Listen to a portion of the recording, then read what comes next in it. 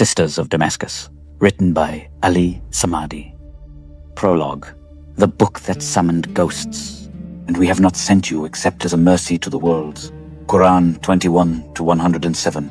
Speak the truth even if it is bitter. A recorded saying of the Prophet, peace and blessing be upon him, Ibn Hibban. This book began as someone else's story.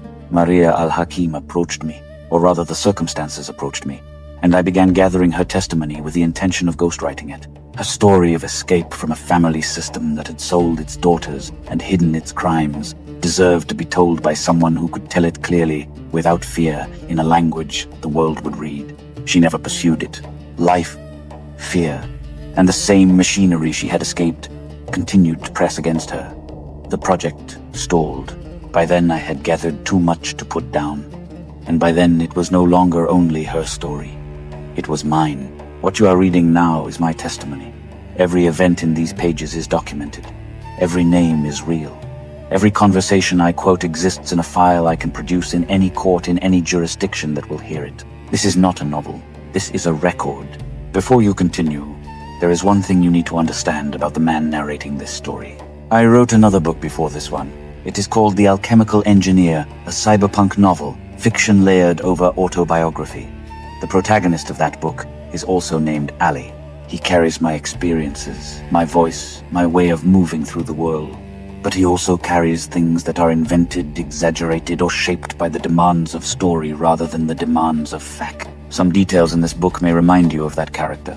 A cobra preserved in a bottle of whiskey, a souvenir from Southeast Asia, a decoration, a memory of a different life, the cigarette, the way Ali sees women, the world, the sacred and the profane in the same breath. These things belong to the real man, not the fictional one. I am not performing a character. I am not asking for your approval. I am showing you exactly who I am so that when I show you what they did, you know the witness is standing before you without a mask. This is what courts call credibility. A man who hides his flaws hides everything. A man who shows them first and then shows you the evidence that man is testifying. The Prophet Musa, peace be upon him, had a temper. The Prophet Daud, peace be upon him, had desire. They were not diminished by their humanity, they were authenticated by it. God does not need perfect instruments. He uses honest ones. This book was initially written to tell Maria's story. She is the one who escaped. She is the one who found the passport in the night and walked out while her family slept. She is the one who paid the full price of truth, estrangement, poverty, fear, and kept walking. But I finished it myself, because I discovered that what happened to Maria had also happened to me, in a different form, through the same hands. And because I discovered that no one else was going to tell it. Do not think that those who rejoice in what they have done and love to be praised for what they have not done, do not think they are safe from punishment. Quran 3 to 188. They will be praised no longer. My name is Ali Samadi Tekalu. I am a Swedish Iranian Muslim, a tower crane operator, a construction engineer, a convert who completed the Hajj, the obligatory pilgrimage to Mecca. I spent 8 years trying to love a woman whose family would not let her be loved honestly. I lost money, time, health, and years I will not recover. I documented everything. This is the documentation. Stockholm, January 2026, by Ali Samadi. I've just come from Solna police station. Filed another report, sat in a plastic chair while a man behind a desk typed slowly and asked me to spell names he had never heard before. Syrian names, Egyptian names, names that don't fit neatly into Swedish systems. Outside now, cold air, walking back. The city looks the same as it always does. Nobody knows what I just put on that desk. I live on the 13th floor, north view towards Solna. On winter nights like this one, the sky turns a strange, reddish color. City lights bouncing off the low clouds, painting everything the color of rust or dried blood. I used to find it beautiful. Now I just find it honest. The television murmurs in the background. Some Netflix series I couldn't name if you asked me. I keep it on for the voices. It's a habit from the dark months. The ones where silence felt like drowning. Voices in the room, even fake ones. Even ones speaking words I don't follow make me feel less alone. I'm smoking. I'm always smoking now. 2 months ago, I finished a book. 275,000 words. 4 months of sleepless nights. of waking at 3 a.m. with sentences burning in my skull, of typing until my fingers cramped and my eyes blurred. I called it The Alchemical Engineer. Part memoir, part fiction, part exorcism. I wrote about Egypt, about Saudi Arabia, about the woman I loved and the family that tried to bleed me dry. I mixed truth with invention because some truths are too sharp to serve raw. You have to cook them first. Dress them in fiction so people can swallow them. I never expected anyone to read it. I wrote it for myself to understand what had happened to me, to trace the shape of the wound so I could finally stop bleeding. Then people started reading it. The first one reached out in early November. Anas Arafa, a young man, barely 20, the nephew of the family I lived with in Cairo in early 2024. The same Cairo months I wrote about in The Alchemical Engineer. I had sent him the Arabic draft months earlier, asked for his feedback. He read it. He sat with it. Then on the 8th of November, he contacted me, not to give feedback, but because something in the book had opened a door he had been pressing against for years. He told me things he had seen from the inside, small things at first, then larger ones. And somewhere in those conversations, the book passed to other hands. The way a lamp moves through a dark house. Then came December. December 4th, 2025. I was sitting in the same chair, the same view, the same reddish sky. That morning I sent the book to Hadia. Hadia Alhakim, the woman I married. Not as a gift, as a reckoning. Read it, I told her. When you are finished, admit what you have done and I will delete everything. She was in Damascus for the first time since 2012. The city she had fled, the childhood she had sold. Hours later, same day, same chair, my phone rang. A number I didn't recognize. A voice I had never heard. A woman, careful, measuring every word. Maria Alhakim, Hadia's younger sister. The one who got out. She called because I had written about standing at her father's grave in early 2024. Her family had told her he died only months ago. She read that line and understood. They had hidden his death from her. What she told me over the following weeks made everything I thought I knew look like a rough draft. She gave me details I had never known. Confirmations, corrections, the outline of something darker than I had imagined. And she gave me names. Names I could verify. Names that matched the documents I already had. Names that locked the whole architecture into place. I thought I had been clever. I thought I had seen through their lies and reconstructed something close to the truth. I was wrong. Not because I had been too harsh, because I had been too generous. The truth, it turned out, was darker than my fiction. The monsters I had created on the page were shadows of the real one. I had given redemption to people who deserved none. I had softened edges that were razor sharp. I had imagined cruelty and discovered I lacked imagination. Over the following weeks, more ghosts emerged. Anonymous messages, secret phone calls, whispered testimonies from people who had been silenced for years. My book had become a beacon, a signal fire that told the wounded, someone is listening, someone believes you, someone is writing it down. One by one, they came forward, witnesses from 3 continents. People who had escaped, people still trapped, people who had kept quiet for decades because they thought no one would believe them. They gave me their stories, their evidence, their recordings and screenshots and memories that still woke them at night. And slowly, the shape of something monstrous emerged. This is not my story. I am just the one holding the pen. This is the story of 2 sisters. Same parents, same abuse, same Damascus childhood, same Cairo captivity, same Swedish asylum. 2 women who grew up in the same darkness and made opposite choices. One became the victim who victimizes. The other escaped and nearly died from the freedom. Their names are Hadia and Maria. This is what I know. This is what they told me. This is what I can prove. Stockholm, January 2026. Floor 13, facing north. The sky, the color of rust.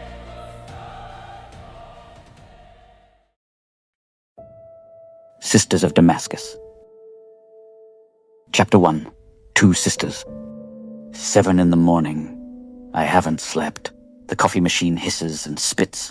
I roll a cigarette at the kitchen counter, muscle memory now, fingers moving without instruction. Outside the window, Stockholm is waking up to another grey January morning. I've been awake since yesterday, or maybe the day before. Time does strange things when you're carrying other people's stories in your head. I sit down. I light up. I inhale. Where do you start a story like this? Two sisters, same parents, same house in Damascus, same childhood of call to prayer and jasmine, and the particular quality of Syrian sunlight that people who've never been there will never understand. Two girls who shared a bedroom, shared secrets, shared blood. One of them would grow up to sell herself for gold and call it marriage. The other would escape and nearly die from the freedom. But before all that, before Egypt, before Sweden, before the sails and the lies and the graves, they were just two girls. And they had a father who loved them. Ziyad Alhakim, a man who taught, though exactly where and what depends on who you ask and how much they have invested in the family's version of itself. The university professor story belongs to that version. What seems more likely is a local school, a modest salary, a man of ordinary means. I've stopped arguing about it. What everyone who actually knew him agrees on is the kind of man he was. Not demanding, not harsh, the kind of father who helped with homework at the kitchen table without checking his watch. The kind who never raised his voice, never compared one daughter to another, never measured their worth in gold. I imagine him there, in that Damascus apartment, late afternoon light slanting through the windows. Hadia would have been 12, maybe 13, Maria still a child, watching from the doorway with those eyes that saw everything and said nothing. Ziyad says, patient. Again, from the beginning. Hadia stares at the numbers on the page. Mathematics has never loved her the way words do, the way beautiful things do. She is already learning that her face opens doors her mind cannot, already learning to smile instead of solve. But her father doesn't know this yet. He just sees his daughter. He just wants her to understand. He says, Take your time, there's no rush. There is, though. There is always a rush when you're a girl in that family, in that world. Your value has an expiration date. Your face is a currency that depreciates. But Ziyad doesn't think this way. He thinks his daughters will grow up, get educated, marry men who love them, live lives of their own choosing. He is wrong about almost everything. But he is right about love. Down the hall in a room with a mirror, a different lesson is being taught. Obeida brushes her daughter's hair, long strokes, hypnotic. The kind of grooming that looks like tenderness, but carries a different message entirely. She says, Your face is your fortune. Hadia watches herself in the mirror. She is beautiful, everyone says so. High cheekbones, dark eyes, the kind of beauty that makes men stupid and women jealous. She is learning to see herself the way her mother sees her. As an asset, as a product, as something to be maintained and marketed and eventually sold to the highest bidder. Obeida continues. Your sisters, they have their own paths. But you are special. You must be smart about this. Do you understand? Hadia nods. She understands. She will spend the rest of her life understanding. Understanding how to angle her face, how to time her smiles, how to make men feel powerful while emptying their pockets. She will become an expert in this particular mathematics, the only kind she ever truly mastered. Maria, 7 years old, watches from the doorway. She doesn't understand the words, but she understands the feeling. Something is being decided here. Something is being divided. The family is splitting into those who sell and those who are sold, and she is too young to know which side she's on. There is a photograph I've never seen but can imagine perfectly. The Alhakim family gathered for a meal. Damascus, sometime before 2011, before the war gave them an excuse to leave. Father at the head of the table, not because he demanded it, but because that's where fathers sit. Mother beside him, watchful, calculating even at dinner.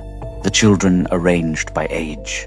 Anwar, then Neamat, then Nour, Manal, Hadia, and finally Maria, the baby, the afterthought, the one no one expected to matter. They look like a family, they eat like a family, they pray like a family.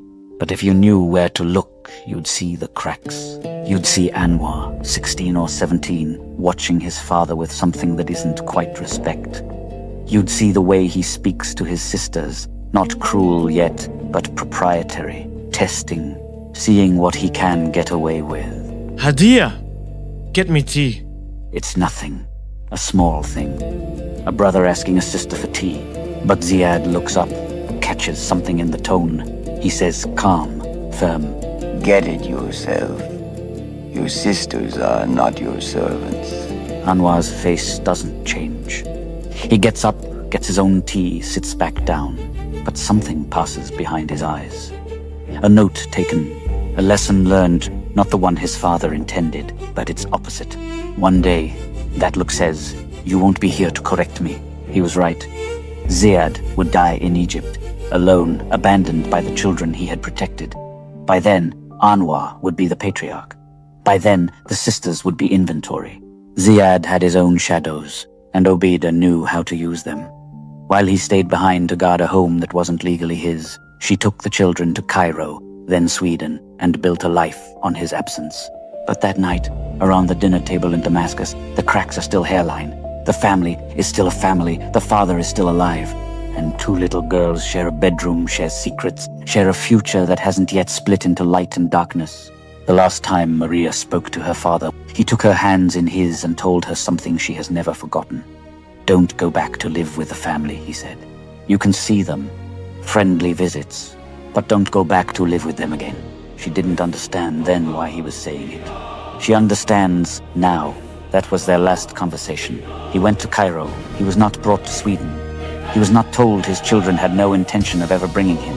He died there in 2022 or 2023, alone in an apartment in a city that wasn't his. And for 2 years the family told no one. Not his brother Nazim in Damascus, not Maria in Sweden, not anyone. They used his existence as bait, and his death as a secret, whichever served them better at any given moment. I stub out the cigarette. The coffee has gone cold. Damascus is gone now. The house is still there. Ziad's brother confirmed that the house they claimed was destroyed by war, the house that justified their asylum application, still standing on its street in a city that survived. The lie that built their Swedish lives. But the family that lived there? That family is gone. Scattered across 3 continents, bound together by blood and hatred and secrets that multiply like cells. I'm going to tell you what happened to those 2 girls. How one became the monster and one became the ghost. How the same parents, the same abuse, the same Damascus childhood produced 2 completely different women. One chose chains and called them jewelry. The other chose freedom and almost died from it. You already know their names, and this is where it begins.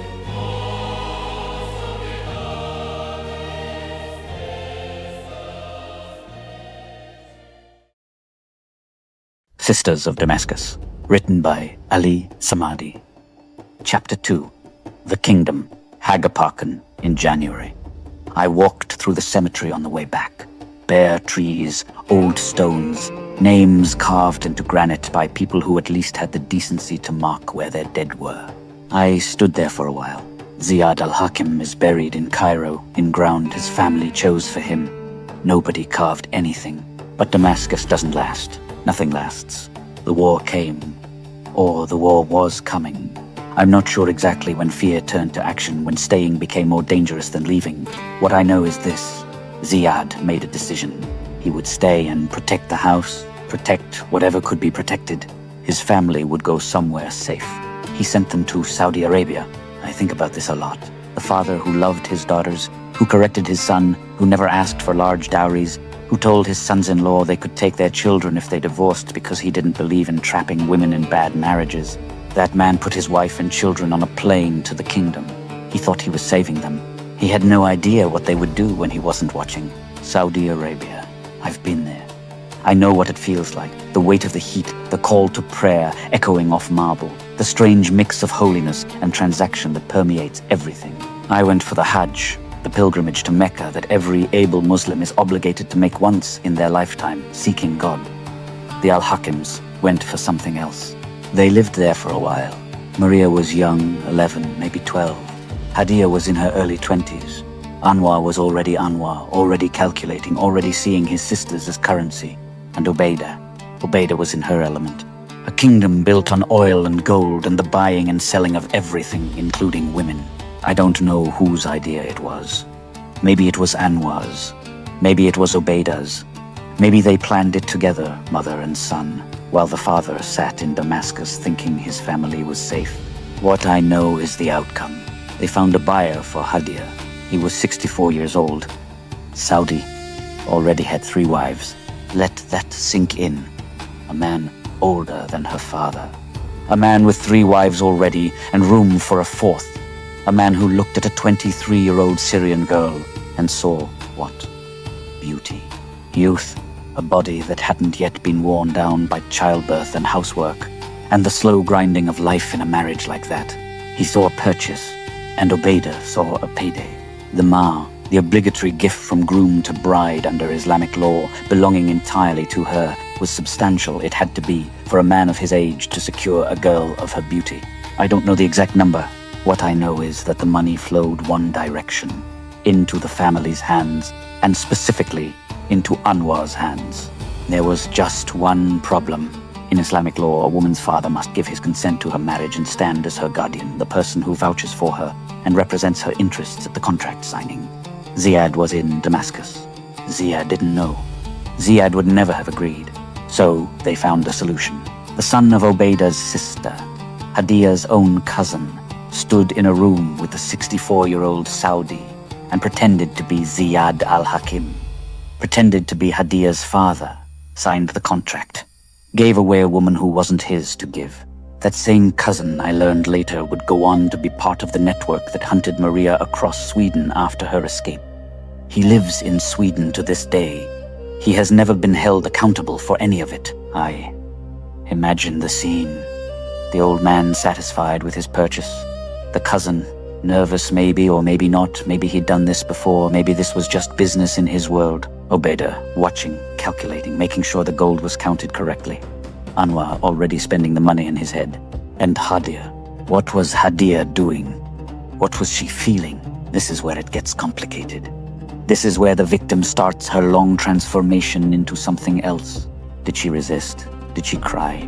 Did she beg her mother to stop this? Or had she already learned the lesson from the mirror? Your face is your fortune. Had she already accepted that this was her value, her purpose, her path? Had she already begun to see herself the way they saw her, not as a person but as a product? I don't know. I'll never know. Hadia doesn't tell the truth about anything. And even if she did, memory reshapes itself to make the unbearable bearable. What I know is that the contract was signed. The gold changed hands. And Hadia became the fourth wife of a 64-year-old man. For a while, Maria watched all of this, 11 or 12 years old. Too young to be sold herself. Not yet, her time would come later, but old enough to understand what was happening. Old enough to see her sister dressed up and handed over. Old enough to see the gold. Old enough to learn the family business. What does that do to a child? Watching your sister sold while your mother counts the money, it plants something. A seed. A question that grows in the dark. Will this happen to me? Is this what I'm for? For Hadia, the answer was yes. She accepted it. She would spend the next decade being married off, extracting gold, dissolving marriages, starting over. She would become an expert in the transaction. She would teach herself to see love as leverage and men as marks. For Maria, the answer was no. Somewhere in that little girl watching her sister handed to a grandfather, something hardened into refusal. Not me. Never me. I would rather die. She almost did, later, but that's another chapter. The marriage to the 64-year-old didn't last long. I don't have details. Maybe he divorced her. Maybe the family engineered an exit once the gold was secured. What matters is this. They had the money now. Real money. Saudi money. And they needed to disappear. The old man's family might come looking. Questions might be asked about the fake guardian. The cousin might talk. The whole arrangement might unravel. So they ran. Obeida, Anwar, Hadia, Maria, they packed whatever they could carry and fled to Egypt. Cairo, a city big enough to hide in. A city with enough Syrians that 4 more wouldn't be noticed. Ziad was still in Damascus. Still thinking his family was safe in Saudi Arabia. Still waiting for the war to end so they could come home. He didn't know his daughter had been sold. He didn't know they were in Egypt. He didn't know that the money from her sale was about to become a car workshop called Cartastic, with Anwar's name on the deed. He would die years later without ever knowing the full truth. They made sure of that. I light a cigarette. My hands are shaking slightly. This is the part that gets me, not the cruelty. I've seen cruelty, not the greed. Greed is everywhere.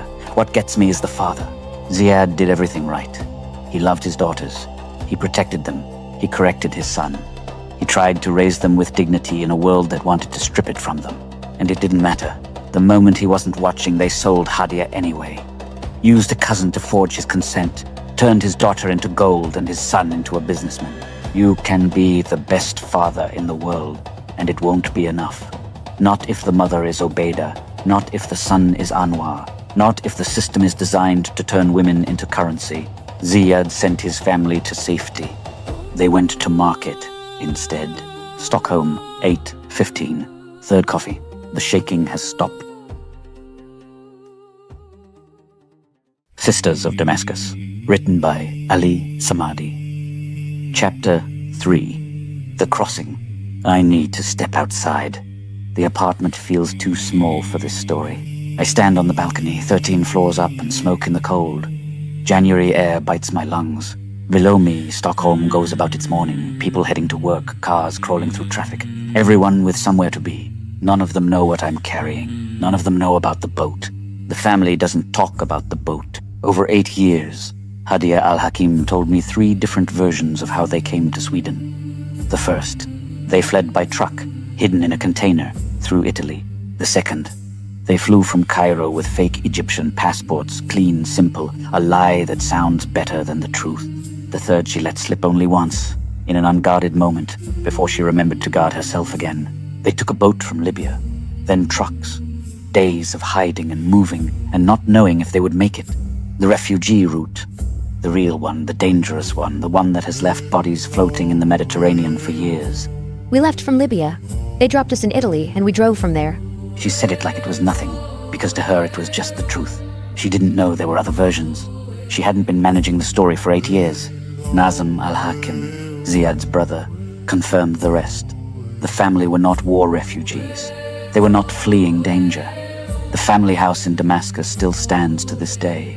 But they traveled like refugees anyway, because that was the only way to disappear from Saudi Arabia, from the old man's family, from the questions that might follow the gold.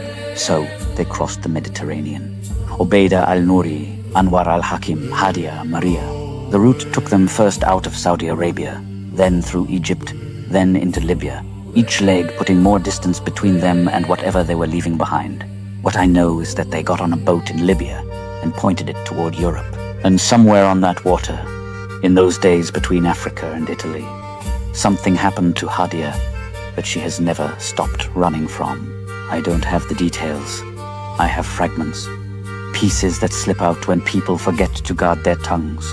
What I know is this: there was a group of men on that boat. Smugglers, maybe. Other refugees. I don't know. What I know is that they wanted Hadia. She was young, 23, 24. She was beautiful. She was trapped on a boat in the middle of the sea with nowhere to run. They came for her. At night, I imagine. In a space below deck where screams would be swallowed by engine noise and waves. I don't know how far it went. I don't know what they did before someone stopped them. What I know is that someone did stop them. His name was Dani. Dani was Syrian, Christian.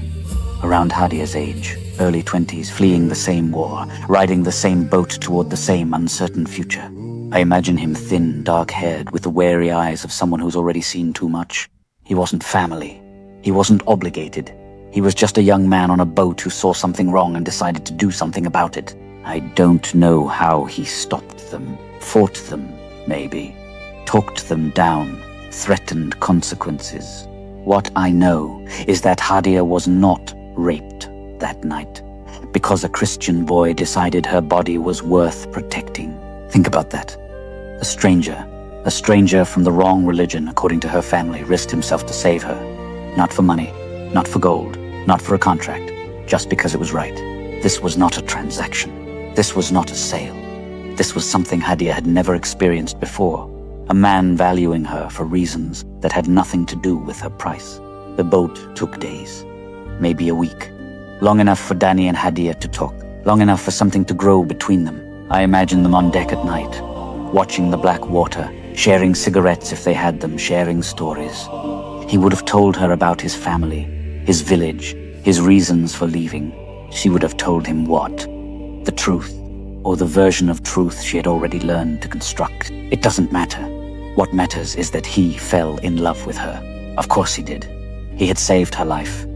She was beautiful. She was wounded in ways that made him want to protect her. and they were suspended together in that strange limbo between worlds. Not in Libya anymore, not in Europe yet, just two young people floating on the Mediterranean with nothing but each other and hope. He asked her to be with him. Maybe he proposed. Maybe he just asked her to stay close, to continue together, to see what they could build in whatever country they landed in. She said no. She said no because he was Christian. Let that sink in. A man saves her from assault, falls in love with her, offers her something real, not a transaction, not a sale, but actual human connection. And she rejects him because of his religion. This is the moment I keep coming back to. This is the fork in the road. Hadia had a choice.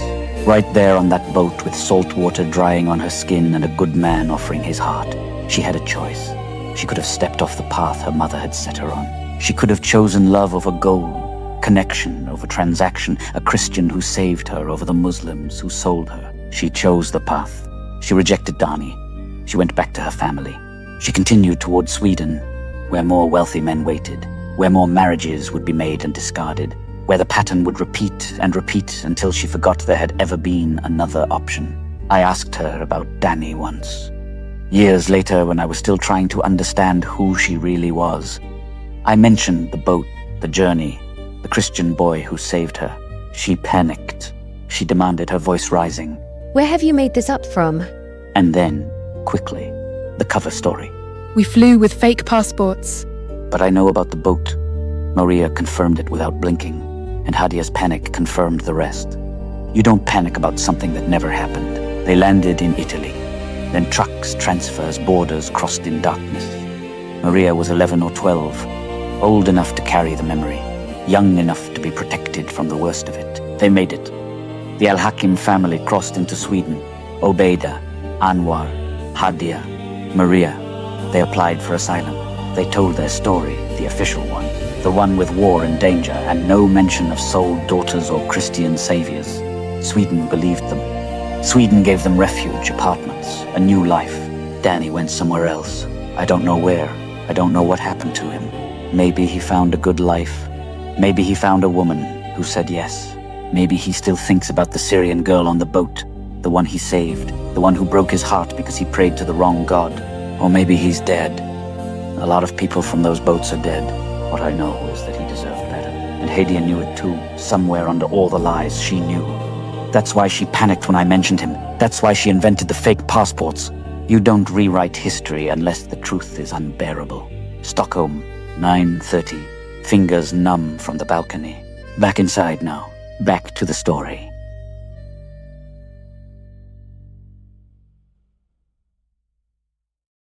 Sisters of Damascus. Written by Ali Samadi. Chapter 4.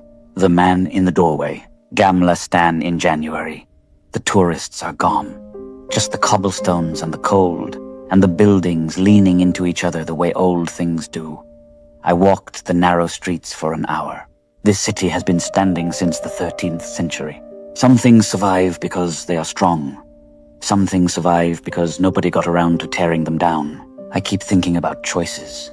The ones we make, the ones made for us, the ones we don't even recognize as choices until years later, when we're lying awake at 3 a.m. wondering how everything went wrong. Hadia Alhakim had choices. That's what makes this story a tragedy instead of just a crime. She wasn't locked in a basement. She wasn't chained to a wall.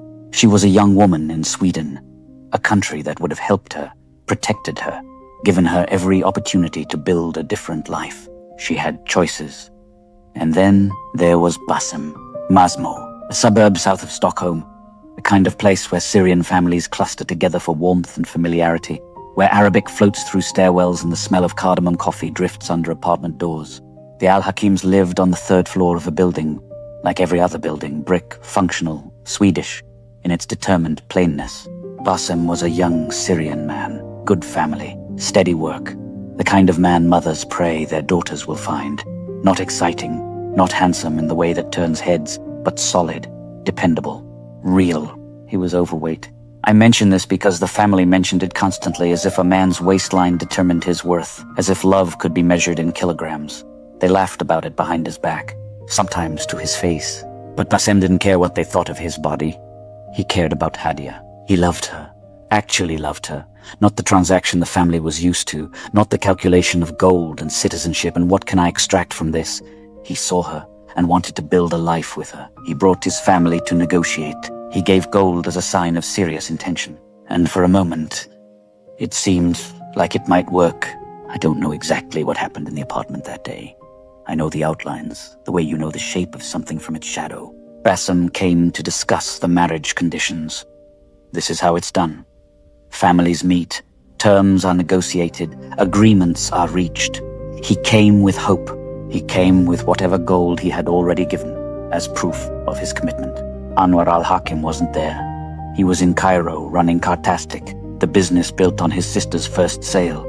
But Anwar didn't need to be physically present to control things. His mother, Obeida al-Nouri, was there.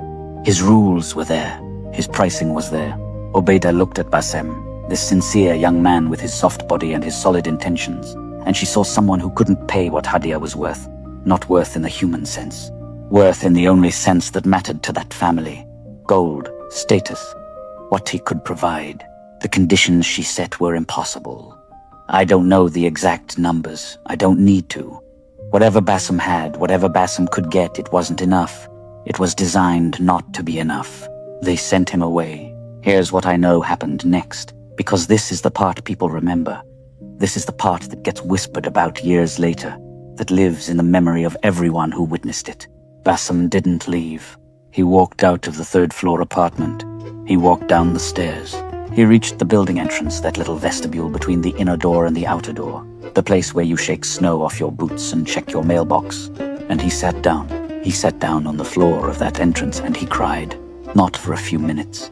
Not until he collected himself and walked away with whatever dignity he had left.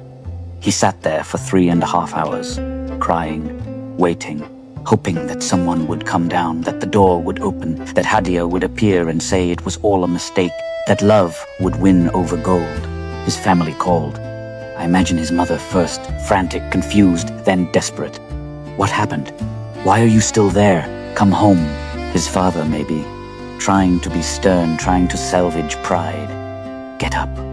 Walk away. They don't deserve you. The phone rang in the third-floor apartment. Bassam's family calling the Alhakims, pleading, please. Talk to him. Give him something. A word. An explanation. Anything. He's sitting in your entrance. He won't leave. He's destroying himself down there. They ignored the calls. I think about Obeida in that apartment, hearing the phone ring, knowing exactly what was happening 3 floors below. Did she feel anything? Satisfaction at her power? Contempt for his weakness? Or nothing at all? Just the blank efficiency of a woman who had been doing this calculus her whole life. And Hadia? Where was Hadia? I imagine her at the window. 3rd floor, looking down at the entrance. She couldn't quite see from that angle. Knowing he was there. Knowing he was crying. Knowing that if she walked down those stairs, if she just talked to him, if she showed any sign that his love meant something, she didn't go down. 3.5 hours. 210 minutes. A man dissolving in the doorway of the building where the woman he loved was pretending he didn't exist. Eventually he left. I don't know how it ended, if someone finally called the police, if his family came to collect him, if he simply ran out of tears and walked away empty. What I know is that he went home that night without Hadia, without his gold, without the future he had imagined. The gold, of course, stayed with the family. That's how it worked. The gifts a man brought as proof of his serious intentions were not returned when the family engineered the rejection. They were kept, added to the pile, another small profit extracted from another man who made the mistake of loving an Alhakim daughter. Years later, Anwar ran into Bassam, somewhere in Masmo. One of those coincidences that happen in tight communities. I don't know what they said to each other. I don't know if Anwar even remembered who Bassam was. One rejected man among many, one more who couldn't afford the price tag. But I know what happened to Bassam after. He moved on. Found a woman who wanted him. Not his gold, not his potential, not what he could provide, but him. They married. They had children. 2 of them. He built the life he had wanted to build with Hadia, just with someone else. Someone who said yes. He won. And Hadia? Hadia still watches him. I don't know how. Social media. Mutual acquaintances. The Syrian gossip network that stretches across continents. But she tracks his life. Sees the photos of his children.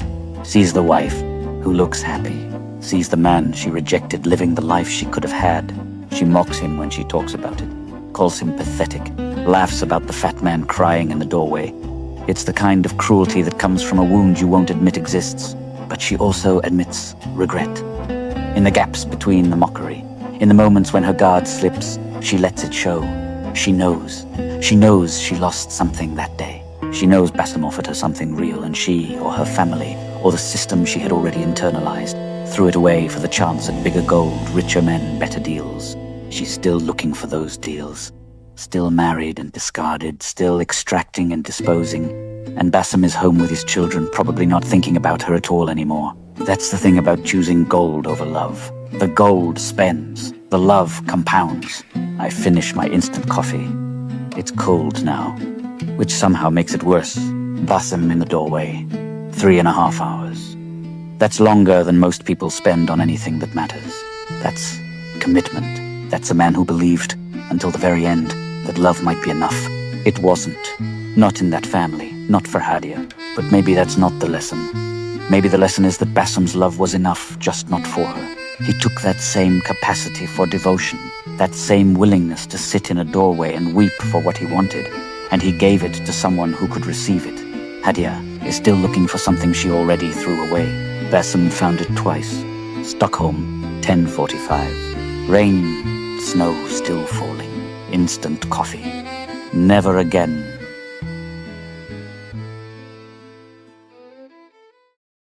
Sisters of Damascus, written by Ali Samadi. Chapter 5. The passport. New pack of cigarettes. The tea was a mistake I won't repeat. Some stories need smoke, not leaves. I've been writing about Hadia Alhakim, her sales, her husbands, the gold that flows through her life like blood through veins. But there's another sister, the one who said no, the one who ran, Maria Alhakim. She doesn't talk much about Egypt. When she does, it comes out in fragments. Swedish words mixed with silences, sentences that stop halfway, pauses that say more than words. That I've pieced enough together to know what happened. They tried to sell her too. She just refused to be bought. I don't know exactly how she ended up in Egypt. Family visit, probably the kind of trip that sounds innocent until you're there and realize the return ticket means nothing. What I know is that she arrived with a passport and a belief that she could leave whenever she wanted. Both of those disappeared quickly. Maria said it quietly, like she was still trying to understand it herself. They took my passport and hid it. 7 words that contain an entire prison. Without a passport, you're not a person, you're property. You can't leave, you can't work, you can't prove who you are to anyone who might help you. You exist only at the mercy of the people who hold your documents. The family held Maria's documents, and they had plans for her. Obeida had a relative. A man. I don't know his exact age, what he looked like. What I know is that he needed something Maria had. Swedish citizenship. A Swedish passport. The golden ticket that opens European doors. The math was simple. Maria marries the relative. The relative gets his residence permit. Eventually citizenship. Another man's papers secured through another woman's body. This is what women are for in that family. Currency. Tools. Means to an end. Maria was maybe 17, maybe 18. Young enough to be controlled, old enough to understand exactly what was happening. They weren't asking her. They were telling her, this is what you will do. This is who you will marry. This is how you will be useful. She said no. I don't know what gave her the strength. The same childhood that broke Hadia should have broken her. The same mother, the same lessons, the same mirror telling her that her face was her fortune and her body was her value. But something in Maria was different. Some core of refusal that couldn't be bought or beaten out of her. When they told her she would marry this man, she looked at them and said no. No, I won't. No, you can't make me. No. The family was not used to no. The pressure increased. Obeida al-Nouri's guilt. Anwar al-Hakim's threats. The constant grinding weight of family obligation, honor, duty. All the words they used to make cages sound like homes. Maria kept saying no. So they escalated. They booked tickets. Syria. They would send her back to the war zone, to Assad's barrel bombs or ISIS's knives. It didn't matter which. The message was clear. Marry who we tell you, or we'll send you somewhere that will make you wish you had. This wasn't a bluff. This wasn't a negotiation. This was a family willing to send their daughter into a war to punish her for disobedience. I think about that. A mother booking flights to send her child into a war zone. A brother calculating that a dead sister was better than a disobedient one. The casual evil of people who see their own blood as inventory to be managed. Maria was running out of time. What happens to a person in that position?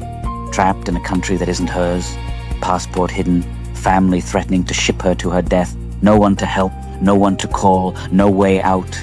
Some people break. They comply. They marry whoever they're told to marry, become whatever they're told to become, and spend the rest of their lives wondering what they might have been. Maria didn't break. She waited. She watched. She played along just enough to stop them from booking those flights. And she paid attention. Where did they go when they thought she wasn't watching? Which drawer, which closet, which hiding spot? Where would someone hide a passport they wanted to keep from its owner? She found it. She found it on top of the kitchen cupboard, up high, where a younger girl might not think to look, where a quick scan of a room wouldn't catch it. She was cleaning or pretending to clean, moving through the apartment with the careful patience of someone mapping a prison. She ran her hand along the top of the cupboard and felt the edge of it, just the corner of a document, just the beginning of a life. She put it back. She made a plan. The night she ran, 3 in the morning. I know this because the hours between 2 and 4 are the deadest hours, the time when people sleep deepest, when Cairo outside would be as quiet as Cairo ever gets. The stray dogs settled, the traffic sparse, the city finally holding its breath. I imagine the apartment, small, Egyptian, the kind of flat that holds too many people and smells of cooking and old fabric. The family asleep in their rooms. Obeida, maybe Anwar, others. The sounds of sleeping people, the creaks a building makes when it exhales at night. Maria, fully dressed under her sheets, waiting, counting minutes. At some point she decided. Now, she got up without turning on a light. She knew where everything was. She had been memorizing it for weeks. Past the bedroom doorway, step over the spot where the floor creaked, into the narrow corridor. The kitchen to the right. She didn't hesitate. She reached up, found the passport, put it in her bag. Her hands were shaking, but she didn't stop. The front door. She had checked the lock already, knew how to open it silently, knew it wouldn't stick if she turned the handle just so. One movement, the door open, the hallway outside. Institutional lighting buzzing faint and yellow. She pulled the door closed behind her without a sound. Down the stairs. Not the elevator. Elevators have sounds, buttons that light up, a hum that could wake someone. She took the stairs, 5 or 6 flights. Moving fast now, faster with every floor between her and that apartment. Out the building entrance into the Cairo night. The air hit her like a wall. Hot even at 3 in the morning, heavy with exhaust and dust. The smell of a city that never fully sleeps. She walked. She didn't run. Running attracts attention. Running is panic. Running is a girl who can be caught. She walked fast, head down, toward the main street. A taxi. There's always a taxi in Cairo. She got in, gave the airport, didn't look back. I imagine the taxi ride. Every red light a held breath. Every phone that rang in her bag. A potential catastrophe. The driver glancing at her in the rearview mirror and seeing a young woman alone at 3 in the morning and asking nothing. Because Cairo taxi drivers have seen everything and learned to ask nothing. The airport. The line at the desk. The moment when she handed over her passport. That blue Swedish document that said she was a person with rights and a country that would let her back in, and waited to see if anyone had been called, if any system flagged her name, if Anwar had somehow already discovered she was gone and made a phone call. Nothing flagged. The woman behind the desk stamped the passport and handed it back. She got on the plane. She landed in Sweden and collapsed. Not physically, she held herself together long enough to get through the airport, to get somewhere safe. But once she was safe, truly safe, behind a door that locked from the inside, she fell apart completely. She ended up in psychiatric care.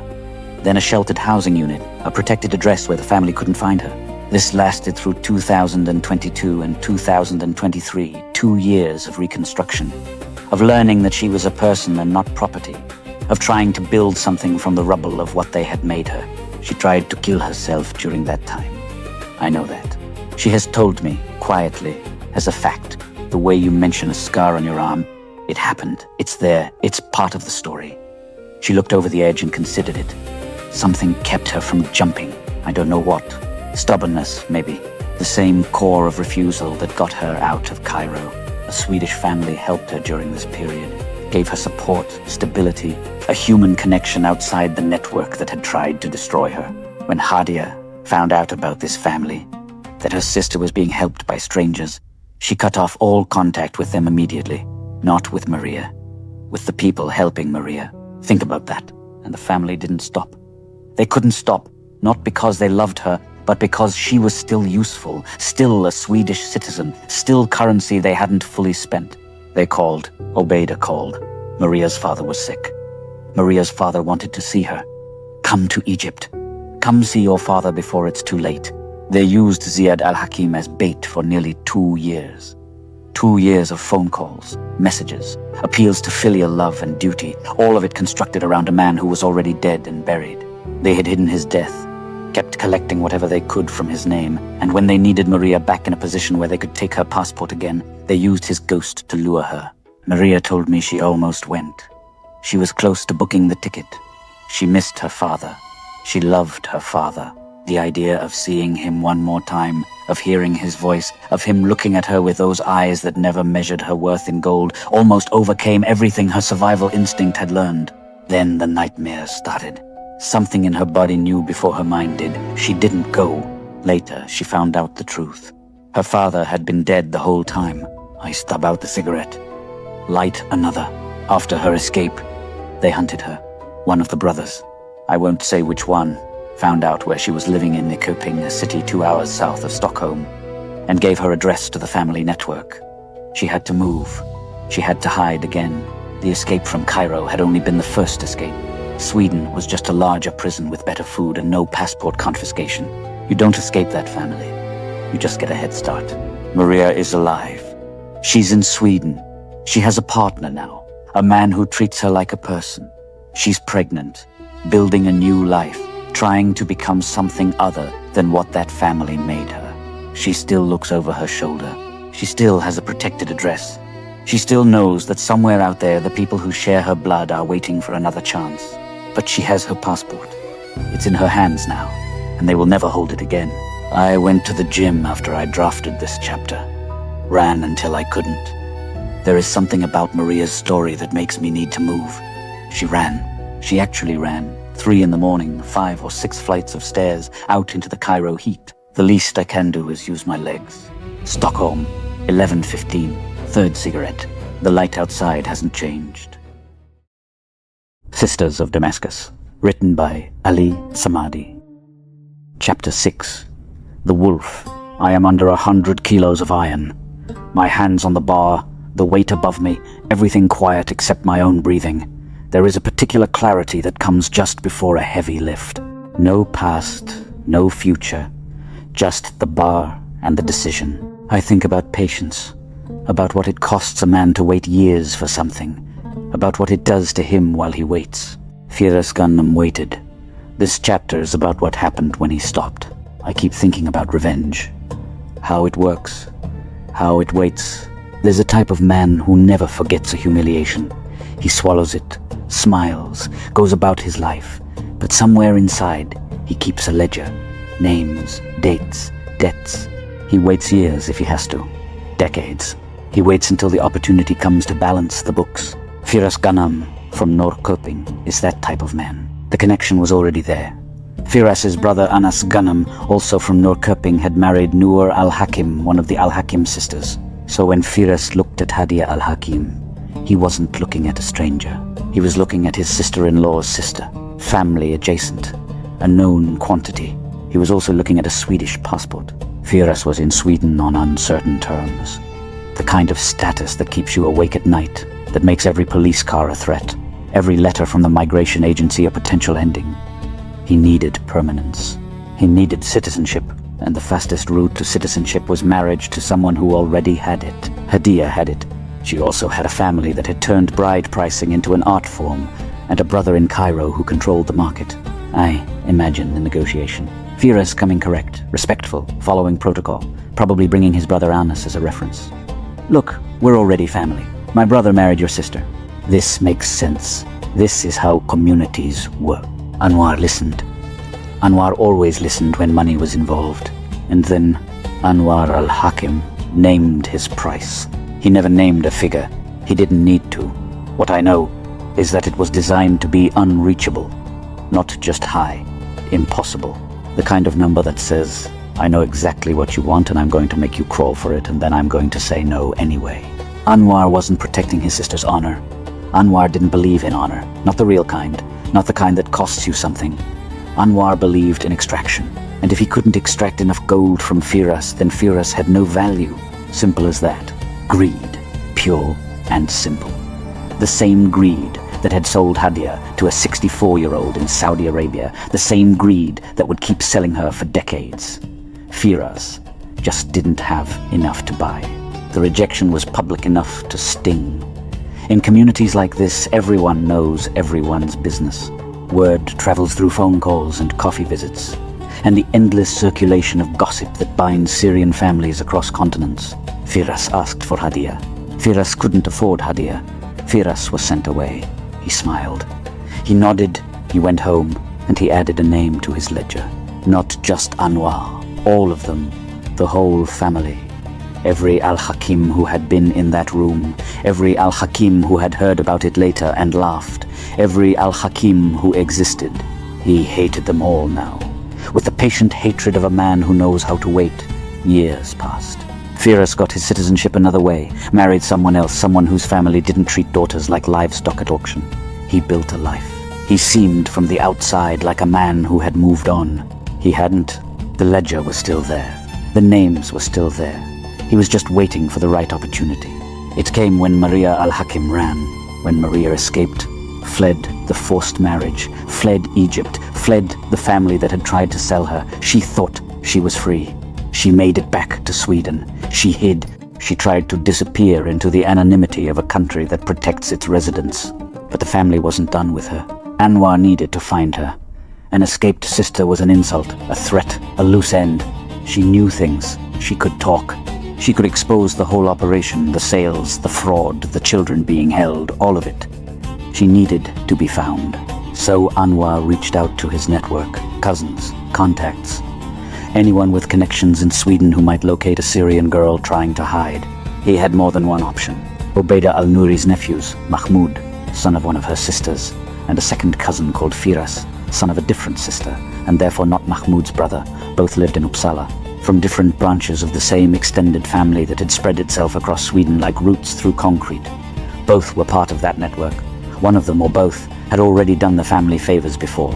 An earlier episode, already recorded in this account, had required a cousin willing to stand in a room and sign away a woman who wasn't his to give. They were not strangers to being useful to Obeida. And then there was Firas Ghannam. Think about what Anwar was assembling. A network of men, some family, some not, spread across Sweden, each with their own reasons to help, each with their own debts to collect or favors to trade. This wasn't the father searching for a daughter. This was an operation. The request reached Firas Ghannam, and Firas said yes. Not because he wanted to help Anwar. Never that. Firas would rather chew glass than do Anwar a favor. But this wasn't about Anwar. This was about hurting an Alhakim woman. The ledger didn't distinguish between guilty and innocent. It just said Alhakim.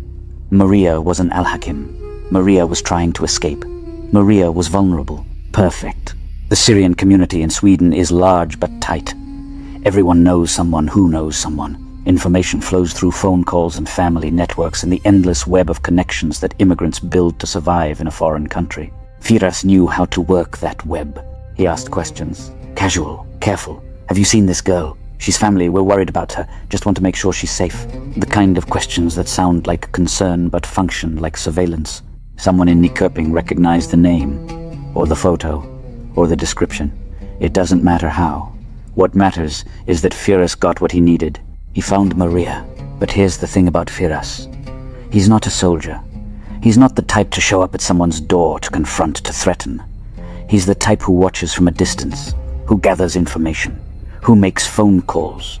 He didn't engage with Maria, didn't approach her, didn't let her know she'd been found. He just confirmed her location, confirmed she was there, confirmed she was alone and vulnerable and hiding in a city that wasn't big enough to hide in. Then he called Anwar. I imagine that phone call, the satisfaction in Firas's voice. Not warm satisfaction, cold. The pleasure of a debt being repaid. You humiliated me. You priced me out like I was nothing. You laughed at me with your family. Now I've found your runaway sister. She's in Nyköping. Here's what I know. You're welcome. Did he think about what would happen to Maria? Did he care? I don't know. Maybe he told himself it was family business, not his problem. Maybe he told himself she deserved it for being an Alhakim. Maybe he didn't think about her at all. She was just a piece on a board, a way to balance the ledger. The wolf doesn't hate the rabbit. He just eats it because he can. Maria was hunted after that. I don't know the full details, how close they got, what happened, how she stayed hidden despite being found. What I know is that she survived. She's still alive. She's still free. But she spent years looking over her shoulder because a man she'd never wronged decided to use her as payment for a debt she didn't owe.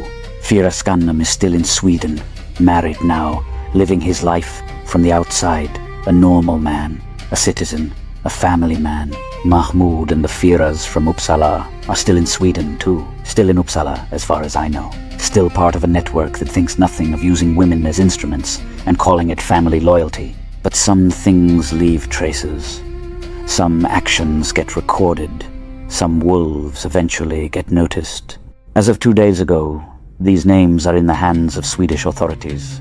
What they did, the hunting, the informing, the participation in tracking a woman for a family that wanted to harm her, it's documented now. It's official. The ledger works both ways. I finished the dusty tea. It hasn't improved. Firas Ghannam thought he was settling a score with the Alhakims. He thought he was getting revenge on the family that humiliated him. What he actually did was make himself complicit in something much darker. The stalking, the hunting, the attempted recapture of a woman fleeing violence. He's not a victim in this story. He's not even a villain. He's something more common and more dangerous. An opportunist. A man who saw a chance to hurt someone and took it, wrapped in the justification of old grudges. The difference between Firas and Anwar is that Anwar builds the cage. Firas just helps find the ones who escape. Both deserve what's coming. Stockholm, 11:30. Tea. Never again. Justice. In progress. Sisters of Damascus. Written by Ali Samadi. Chapter 7. The Tenant. I drove out to Gamla Uppsala yesterday. Stood by the burial mounds in the cold. 3 kings under 3 hills, or so the story goes. Nobody really knows who is in there. What we know is that people came here for centuries to make offerings, to give something up in exchange for something else. The bargain is the oldest human impulse there is. This chapter is about the first time I met Hadia Alhakim. She came to view my apartment. I thought I was the landlord. I was the offering. I need to step into this story now. I've been narrating from the outside, collecting testimonies, piecing together fragments, imagining scenes I wasn't there to witness. But from here on, I was there. This part I know firsthand. 2017. I was living in Solna, a suburb north of Stockholm. I had an apartment, a life, a plan. The plan was Colombia, 3 months of salsa dancing in Medellin and Cali. I'd been dancing for years, and this was the trip I'd been saving for. 3 months of music and movement and forgetting whatever needed to be forgotten. I put up an ad to rent out my apartment while I was gone. Standard stuff, furnished place, good location, 3 months, reasonable price. I didn't think much about who would respond. A tenant is a tenant. Then Hadia Alhakim called. I remember the viewing. She came to see the apartment, and I showed her around the way you show anyone around. Here's the kitchen, here's the bathroom, here's where the water heater makes that noise. Professional, distant, landlord and potential tenant, but she was looking at other things. She saw my name on the paperwork, Ali Samadi. In her world, that name meant something specific. Iraqi, Shia, the kind of Muslim her family had taught her to be wary of. I could see it in her face, that moment of hesitation, fear, almost. What kind of man was she about to rent from? Then she saw the prayer mat.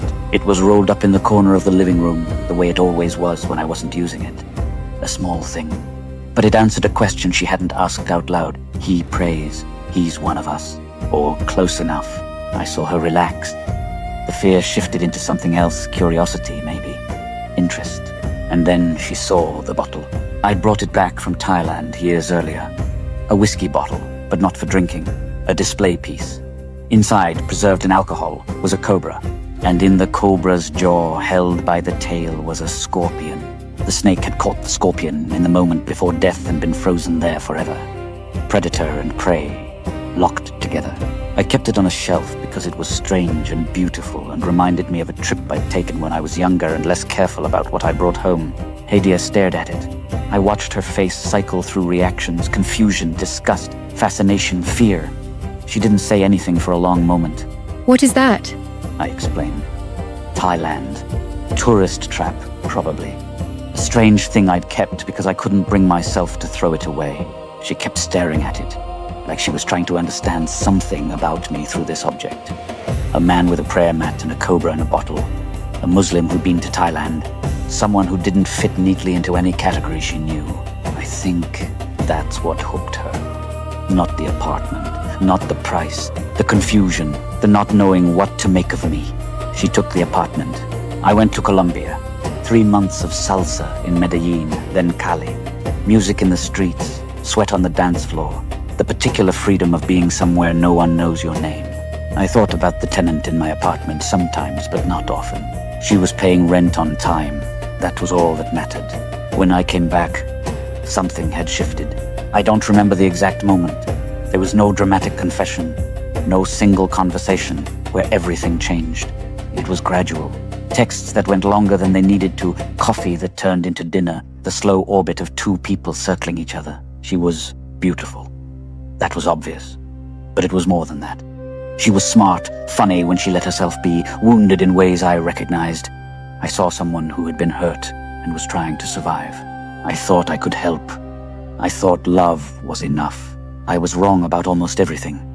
But I didn't know that yet. For 8 years, we existed in a strange limbo. We were together, but not really. Secret meetings, long-distance calls.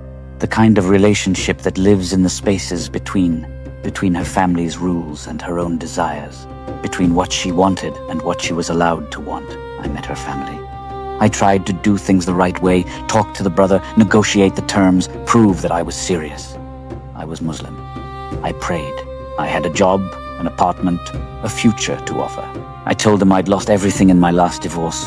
The apartment, the dowry, the gold, and I wasn't going to make that mistake again. I wanted a prenuptial agreement. I wanted things to be fair. Hadia agreed. She said yes to everything I proposed. She seemed relieved, even like someone who had been waiting for a man who didn't see her as a transaction. But her family didn't agree. Anwar Alhakim was in Cairo by then, running Cartastic, Hadia's brother, the business built on her first sale. He had opinions about everything, and the main opinion was this: I wasn't worth enough. I don't know what number they had in their heads. 70,000 euros maybe, plus gold. The kind of sum that turns a marriage into a purchase and a wife into property. They never said it directly to me. It was always filtered through Hadia, through hints, through the slow realization that no matter what I offered, it wouldn't be enough. The official reason was religion, not Muslim enough. I prayed 5 times a day. I fasted during Ramadan, the month of obligatory fasting. I'd completed the Hajj, the pilgrimage to Mecca every able Muslim is obligated to make once in a lifetime. But I wasn't Muslim enough. I didn't fit their definition, their requirements, their unnamed criteria that somehow always came back to money. It took me 8 years to understand not Muslim enough meant not profitable enough. If I'd been willing to pay what they wanted, my prayers wouldn't have mattered. If I'd been willing to buy her, they would have found me Muslim enough overnight. But I wasn't buying, and they weren't selling to someone who wouldn't pay. 8 years. That's a long time to love someone you can't have. A long time to believe that eventually, somehow, things will work out. That love will win. That the family will come around. That she'll choose you over them. She didn't. She never did. Every time it came down to a choice, me or them, freedom or gold, love or family, she chose the cage. She chose the system that had made her, even as it was destroying her. I didn't understand it then. I thought I was fighting against her family. I thought if I just loved her enough, waited long enough, proved myself enough, she would see that I was the way out. I didn't realize she didn't want out. She wanted the cage. She just wanted it to be comfortable. 2024. 8 years after that first apartment viewing, Hadia's family invited me to Cairo. Come stay with us. Meet everyone properly. Let's finally make this official. I thought it was the breakthrough I'd been waiting for. I thought 8 years of patience had finally paid off. I thought they had accepted me. I packed my bags. I bought gifts. A Nintendo Switch for her nephew Obeida Alhakim. Perfumes for the family. I was ready to go. Stockholm, 12:30. The cobra is still on the shelf. Some predators never let go.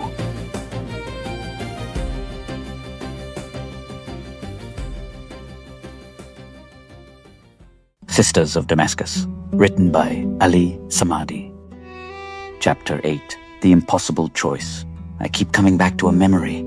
The balcony of my apartment in Las Abajeras, Fuengirola. Tiger on my lap, heavy and warm. The sun on my face.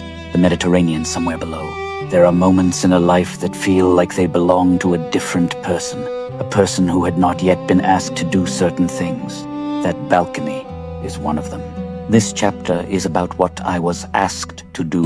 I need to tell you where I was when Hadia Alhakim asked me to hunt her sister. Summer 2022. My father had just died. June, I think. The kind of loss that doesn't hit you all at once but keeps hitting, wave after wave, for months. I wasn't processing it. I wasn't processing anything. I was in survival mode, and survival looked ugly. I was in Fuengirola, Spain, hiding, armed, a war at my back. The Black Cobras, a Swedish criminal organization, and I had unfinished business. The details don't matter for this story. What matters is that I was alone against an army, and I was losing, not dying, but losing pieces of myself every day.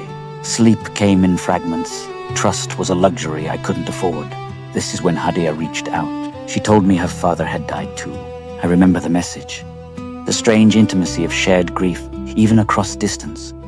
My father was gone. Her father was gone. Two people bonded by loss, or so I thought. She was lying. Ziad Alhakim was probably dead by then.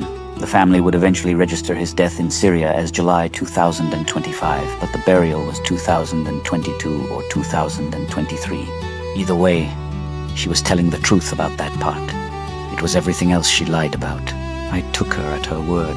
I offered condolences. I felt, for a moment, like we understood each other in a way we hadn't before. Then she asked for a favor. Maria Alhakim had escaped, she said. Run away from the family. But the way she told it, Maria wasn't an escapee, she was a victim. A married Syrian man in Sweden lured her. That was the story. Poor Maria, innocent Maria, deceived by some predator who had stolen her from her family. Hadia was worried. The family was worried. They needed to find her, bring her back, protect her. Could I help? Did I have connections in Sweden? Could I ask around, see if anyone knew where Maria was? I was half destroyed, paranoid, grieving, high, but something in my brain still worked. Something asked questions. Was marriage involved? I needed to know. Was Maria running from a forced marriage? Was she fleeing something? Or was this what Hadia said it was, a naive girl tricked by a bad man? Hadia said no. No marriage, nothing like that. Maria had just been foolish, been deceived, needed to be found and brought home. I didn't believe her, not consciously. I didn't sit down and analyze the story, pick apart the inconsistencies. But something felt wrong. If there was no forced marriage, no danger, no threat, then Maria had chosen to leave. A grown woman had decided to go somewhere else, with someone else. That's not being lured, that's making a choice. And if Maria had made a choice, who was I to drag her back? I told Hadia I'd look into it. I didn't. I let it drop. I had my own war to fight, my own survival to manage. I couldn't be a hunter for someone else's family drama. I think about that now. What would have happened if I'd said yes? If I'd used my connections, found Maria, reported her location back to the family? I would have been Firas Ghannam, another wolf in the pack. Another man who helped cage a woman because he was asked nicely. My instincts saved me from that. Even at my lowest drugs, the paranoia of a man at war with himself, something in me knew not to hunt a woman who was running. Months passed. The war with the Black Cobras ended, not with victory or defeat, but with negotiation. Peace of a kind. I moved to Estepona, bought an apartment, started putting myself back together, and I offered Hadia everything. Come to Spain, start fresh, leave your family, leave Sweden, leave all of it behind. I have an apartment, I have a life, I have love to give. We can build something real, away from Anwar al-Hakim, away from Obeida al-Nouri, away from the cage they've built around you. She said no. I offered her this multiple times over the years. Not always Spain, sometimes Sweden, sometimes just the concept of escape. Leave them. Choose me. Choose freedom. Choose love. Every time, she found a reason to refuse. The family needs me. My mother is sick. Anwar would never allow it. It's not the right time. Maybe later. Maybe someday. Not now. I used to think she was afraid. That the family had such a grip on her that she couldn't imagine breaking free. I thought if I just waited, just loved her enough, just proved that another life was possible, she would eventually take my hand and run. I was wrong. She wasn't afraid to leave. She was afraid of what leaving would cost her. Not emotionally, financially. Without the family, she had no system. No network of men to marry and strip. No marriages to extract gold from. No brother to set the prices. With me, she would have love. She would have freedom. But she wouldn't have the game. And she loved the game more than she loved me. I understand it now, looking back. Every time I offered her an exit, I was also offering her a loss. A loss of status, of income, of the only system she knew how to operate in. I was asking her to trade gold for love, and she didn't trust love. She'd never seen it work. She'd only seen transactions. Her mother sold her at 23. Her brother took the money. The men in her life had always been buyers or products, and here I was, offering something that didn't fit into any category she understood. Love without a price tag. Freedom without conditions. A life where she was valued for herself, not for what could be extracted from her. She couldn't accept it. Not because she didn't want it. I think somewhere deep down she wanted it desperately. But wanting something and being able to receive it are different things. Hadia had been trained since childhood to see herself as a product. When I offered to see her as a person, she didn't know what to do with that. So she said no. Every time. The last time I offered was before Cairo. Before I flew there thinking things had finally changed. I told her, we can still do this. Forget your family's demands. Forget the gold, the dowry, the impossible prices. Just come. Just choose me. She said she needed to think about it. She said maybe. She said let's talk when you get to Cairo. I thought maybe meant yes. I thought Cairo was the beginning. It was. Just not the beginning I expected. Istapona somewhere in my memory. The apartment is still there. Some doors stay open even after you stop knocking. Sisters of Damascus, written by Ali Samadi. Chapter 9, Cairo. I'm not smoking right now. I'm just sitting with the memory. Some chapters don't need smoke, they burn on their own. January 2024. After 8 years of waiting, 8 years of not Muslim enough. 8 years of impossible demands and secret meetings and a love that lived in the spaces between. I finally found the key. I offered to write the house in Hadia Alhakim's name. Not cash, not gold. A house registered in her name, legally hers. My way of saying, I'm not here to extract from you. I'm not here to play your family's game. I'm here to build something real, and I trust you enough to put my investment in your hands. It was devotion disguised as insurance. If she ever left me, she'd have the house. If she stayed, we'd share it. Either way, she was protected. I thought this would prove what no amount of arguing had proved, that I wasn't like the others, that I saw her as a partner, not a product. The family accepted. 8 years of no. Then I offered to put a house in their daughter's name, and suddenly I'm Muslim enough. Suddenly, the doors open. Suddenly, I'm invited to Cairo to make it official. I should have seen it then. I didn't. I bought gifts. A Nintendo Switch for her nephew Obeida Alhakim, perfumes for the family. On the 29th of January 2024, I flew from Malaga and landed at Cairo International Airport. Chaos and heat and the smell of exhaust mixing with spices. I scanned the arrivals hall looking for familiar faces. Hadia, Anwar Alhakim, anyone. No one. I waited. 10 minutes, 20. Maybe they were parking, maybe traffic. I texted Hadia. I'm here. Arrivals hall. Where are you? 5 minutes later, her response. Oh, you arrived. Take Uber to the address. Building 4, 2nd floor. See you soon. I stared at the message. No pickup. No welcome. No one came to get me from the airport. I found out later that Anas Arafa, Neamat Alhakim's son, the young man who had been living with the family, had been supposed to come. He told me months later when the truth was finally coming out. I wasn't working at all. He hadn't been at work. He had been ordered not to come. Anwar had made sure I arrived alone. If I had a guest coming from abroad, I would be at the airport early, waiting, helping with bags. That's how you treat someone you love. That's how you treat someone you respect. This would never happen in my home. I ordered an Uber, loaded my duffel into the trunk. The driver asked where I was from. Sweden. Ahlan wa sahlan. Welcome to Egypt. At least, someone welcomed me. I was staying at the Huazu guest house on 254 Tissin Street. I kept my things there, but spent my days at the apartment in Fifth Settlement, a newer part of Cairo. Clean streets, modern buildings, the kind of neighborhood that wants to be Dubai but hasn't quite made it. The apartment was on the second floor. No elevator. No one came down to help with the bags. I climbed the stairs with my duffel on my shoulder, knocked on the door. Hadia opened it with a smile, as if nothing was wrong, as if this was normal, as if a man who had just crossed the Mediterranean didn't deserve someone to carry his bags up the stairs. You made it. Come in. Come in. I came in. The manipulation started almost immediately. The house I had promised, the one I would write in her name, suddenly that wasn't good enough. Anwar had ideas, better ideas. Why buy a house there? You'll be living here. Buy something in Egypt instead. Or better, give the money as cash. Cash is simpler.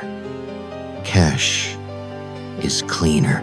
I watched him explain this, his hands moving, his voice reasonable. He made it sound logical, practical, like he was helping me. But I understood the math. A house in Hadia's name was an asset I could verify, an asset with paperwork, an asset that couldn't disappear. Cash was different. Cash could vanish into Cartastic, his workshop, into his pockets, into the family machine that had been grinding through men for decades. I had done enough research to know what kind of man was telling me to hand over my cash. I will tell that story in full later. What mattered in that moment was the math. I promised a house, I said. I'll deliver a house. They didn't like that. The conversations continued. Gentle pressure, reasonable suggestions, helpful advice that always pointed toward cash. I held the line, but I felt it. The gears turning, the calculation behind every smile. I wasn't a groom. I was a mark. Obeida was 14 years old, Swedish citizen. Hadn't been to school since April 2021, nearly 3 years of nothing. No education, no friends his age, no future being built. Just an apartment in Cairo and an Xbox and a father that controls everything. I have no life in Egypt, he told me once. Quiet, matter of fact. The way you state something so obvious it doesn't need emotion. He was a Swedish citizen being held in Egypt. His mother had fled when he was an infant, escaped to Jordan, disappeared, left him behind. I didn't know then what I know now about why mothers flee from Anwar.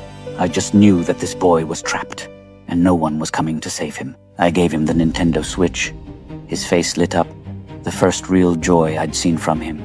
On the 4th of February 2024, we signed the marriage contract. That same evening, I flew back to Malaga. I thought I was going home to prepare for the rest of my life. Between February 4 and March 2, I was back in Estepona. I sold my apartment during those weeks. Everything I owned liquidated. 8 years of waiting had ended and I was all in. On the 2nd of March 2024, I flew from Malaga back to Cairo.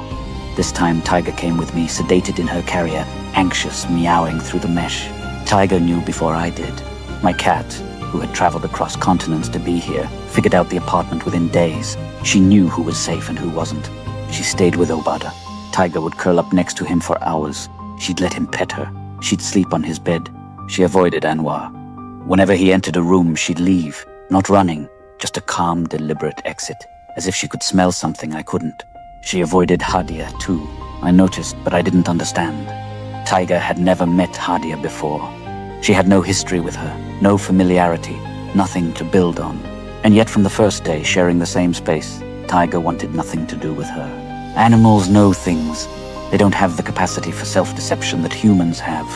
They can't tell themselves stories about love and potential and maybe it will get better. They just feel what's there. Tiger felt something wrong. I should have listened. There was a moment with a car that I still think about.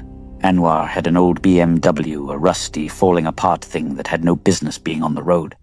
The night before my January arrival, it had broken down on the highway. Anas had pushed it to the shoulder and had it towed. The car was already dead when I first got there.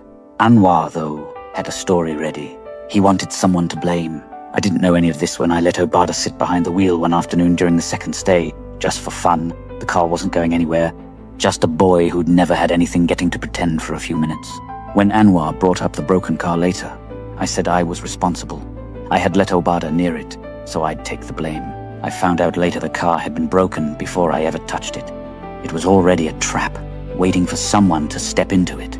Anwar watched me take the blame for his broken car with his son's eyes. He didn't correct me. He didn't say a word. He just noted it, that I could be made to accept responsibility for things that weren't my fault. Another calculation completed. And then, sometime in those weeks, he made his biggest calculation yet. He came to me with a proposal, not about Hadia, about my sister. He wanted to marry her, a Swedish woman. Swedish citizenship was the goal, direct, simple, a path to Europe that bypassed everything the family had been navigating through proxies and paperwork. And to make the proposal land, he had a story ready. He told me he had one wife, that she had left him alone with the children, a single father, abandoned doing his best. One wife, she left, he is alone. I did not know then what I know now. I did not know about Nour Ali Deeb, the woman in Syria whose dowry he never paid and whose newborn son he took when he fled the country. I did not know about the 5 or more wives, the scattered children, the mothers who had disappeared in ways no one could explain. I did not know that Obeida, standing in the next room, was not a child whose mother had simply left, but a child who had been kidnapped from his mother as an infant. I knew almost none of this, and they calculated correctly that I didn't know. But I knew my sister. Sevda is Christian. She is also, as I told Maria Alhakim when I described this moment later, a gangster. Her word would have been no. And if they had pushed past the word, if anyone in that apartment had laid a hand on her, spoken to her the way Anwar spoke to the women around him, tried to confiscate her passport the way they had confiscated Maria's in Cairo, she would have destroyed them. She had not spent her life surviving what I had survived to be handed to a man with a kidnapped child in his apartment and 5 abandoned wives behind him. I said no. I did not explain why. I just said no. They moved on. They always move on. If one extraction doesn't work, there is always another angle, another pressure point, another candidate. But I did not forget the proposal. I filed it alongside the airport that had been empty when I landed, alongside the cash instead of house suggestion, alongside Tiger leaving every room that Anwar entered. I was being assessed from every direction. My money, my family, my sense of responsibility, already demonstrated with the broken car. Everything I had was being measured for what they could take from it. Anwar's workers had mostly quit by then. No one accepts 12-hour workdays. Anas had told me matter-of-factly. The ones who stayed did so out of desperation, not loyalty. Anwar inspired no loyalty, only fear and debt and the particular exhaustion of people who have no better option. The weeks passed. Ramadan came on March 10, the month of fasting, time meant for reflection and closeness to God. I fasted with a family, prayed with them, tried to be the Muslim they had claimed I wasn't. I watched everything. I said little. I started to see the patterns. The way Anwar controlled through money, no one had any unless he gave it. The way Obeida al-Nouri controlled through guilt. Every favor was a debt, every kindness a chain. The way Hadia moved between them, caught in their gravity, unable or unwilling to break free. And the way they looked at me, like a puzzle they were solving, like a resource they were calculating how to extract. I had come to Cairo to start my life. I was beginning to realize I had walked into a trap, but I didn't leave, not yet. Because despite everything, despite the airport, despite the pressure, despite Tiger's warnings and Obeida's empty eyes and the slow revelation of what this family really was, I still loved her. That's the thing about love. It survives evidence. It outlasts facts. It keeps you in rooms you should have left, with people you should have fled, believing in futures that were never real. Stockholm, 13, 15. Tiger is on my lap. She always knew.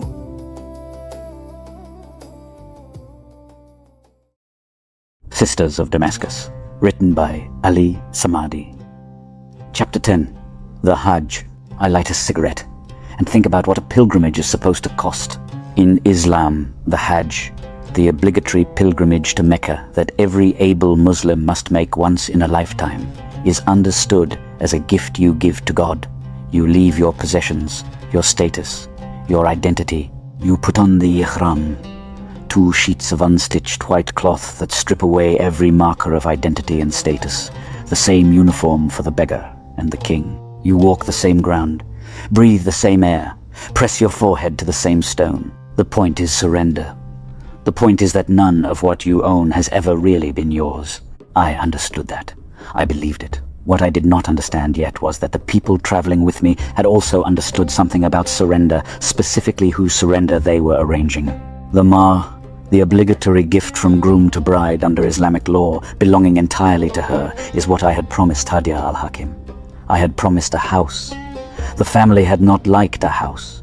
A house had paperwork. A house could be verified. But a Hajj was different. A Hajj was piety. A Hajj was a man demonstrating his faith, his generosity, his worthiness before God. Who could argue with that? They could not argue with that. That was the point. On the 7th of May 2024, I flew from Cairo to Jeddah on Flynas. 3 tickets. Me, Hadia, and Obeida al-Nouri. I paid for all 3. The trip had been organized through a man named Sultan, who works for another man named Sheikh Faisal Bukla, head of a Hajj and Umrah organization that was later banned by Saudi authorities. I did not know this at the time. What I knew was that Obeida had recommended him. She presented him as a trusted contact, a man of religious standing, someone who handled these arrangements properly. He was all of those things. He also had a private relationship with Obeida that I only understood much later, when I began to understand what everything about this trip had actually been. When I paid for those tickets, the money moved through a network Obeida had already built.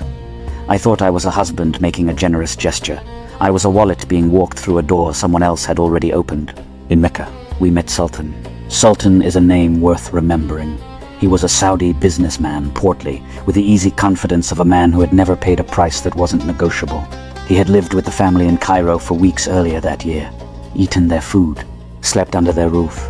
He had proposed to Hadia Alhakim 3 times and been refused 3 times. Each refusal had been polite. Each refusal had kept him close. A man who has proposed 3 times and not yet been destroyed is a man who still believes he might win. He is useful in that condition. He can be motivated. Obeida had told me before I met him to lie. Not to describe myself as Swedish-Iranian. Too complicated, she said. Too much explanation required. Present yourself as her distant Turkish relative. I was given an identity the way a costume is handed to an actor minutes before curtain. I put it on. I did not ask enough questions about why it was necessary. We sat in a cafe near the Grand Mosque in Mecca. Sultan smiled across the table. He had prepared a Hajj package for us. Everything arranged. Everything handled. I counted out 20,000 rials and pushed them across the table. No receipt. No contract. Just the money, his smile, and the sound of the city outside pressing through the walls. We traveled north to Medina, the Prophet's city, the 2nd holiest place in Islam, where the Prophet Muhammad is buried, and where the mosque that holds his tomb draws pilgrims who come to stand in a place where the early history of the faith became real. I wanted to be present for it. I tried to be. In Medina, I spent time with Manal Alhakim and her children. She was there with a group of children, some belonging to Arafat Zarki, and some belonging to a man named Montaser. The children moved between the adults with the practiced ease of children who had lived in many places and learned to occupy whatever space was available. We sat together in the shade, in the clean, dry heat of the Hejaz, the region of western Saudi Arabia that holds both Mecca and Medina, and she told me what had happened. Montaser had taken the family to Ankara, Turkey, she said, and then he had abandoned them there. I asked why she hadn't come back to Sweden. She said she wanted to stay. It was a Muslim country, she said. She felt at home. She was working there, she said, as an anesthesiologist. I listened. I had no reason not to. She was composed, matter-of-fact, the way people are when they have told a story enough times for it to settle into its own shape. I thought about what it must have cost her to be abandoned in Ankara with those children, to find her footing in a foreign country, to build a professional life in the middle of all of it. I felt something like admiration. I believed everything she said. Had I known what I know now, I would not have let those children out of my sight. I would have made phone calls. I would have involved every authority available to me. I would not have sat in the shade nodding while the story was served to me like tea. But I did not know. And the children played in the courtyard while Manal talked. And the afternoon light over Medina was the same color it has always been, and I was a man on pilgrimage, trying to understand what his life was becoming. We returned to Jeddah. Obeida called Sultan to arrange pickup to Mecca for the final rites. The voice that answered was not the voice from the cafe. It was slower, more deliberate, performed sadness, the kind that has rehearsed itself. He was sorry, he said, so sorry. But the agreement had been for Mecca only. They had traveled to Medina. That had not been part of the arrangement. The agreement was therefore void. He could not send a car. There was nothing to show him. There was no contract. There was no receipt.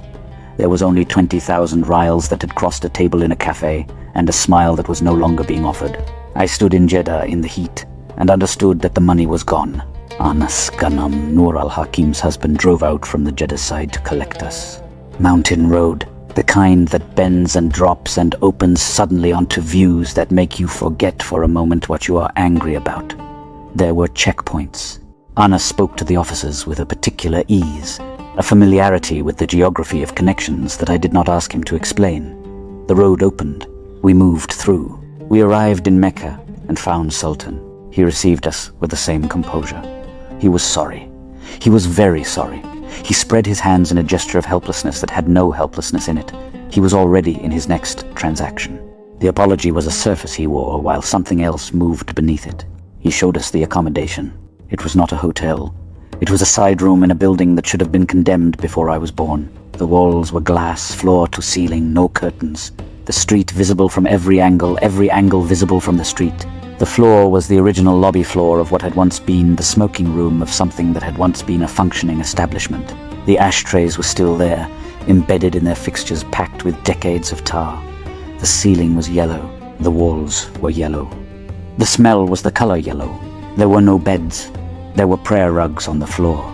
This was what 20,000 rials had purchased. I had brought Hadia Alhakim on pilgrimage as a dowry. I had paid for her mother's passage and her mother's trusted contact and her mother's Saudi acquaintance who had proposed to her 3 times. I had paid for all of it with money I did not have to spare, and I was standing in a condemned building in Mecca, looking at prayer rugs on a yellow floor. I performed the Hajj. That part I will not diminish. Whatever surrounded it, the rituals themselves were real. The tawaf, the 7 circuits of the Kaaba that open and close the pilgrimage, the walking between Safa and Marwa, the standing at Arafat where pilgrims gather in the plain and ask forgiveness from a God who sees everything. I stood there with my hands open and I meant every word. God was not the problem.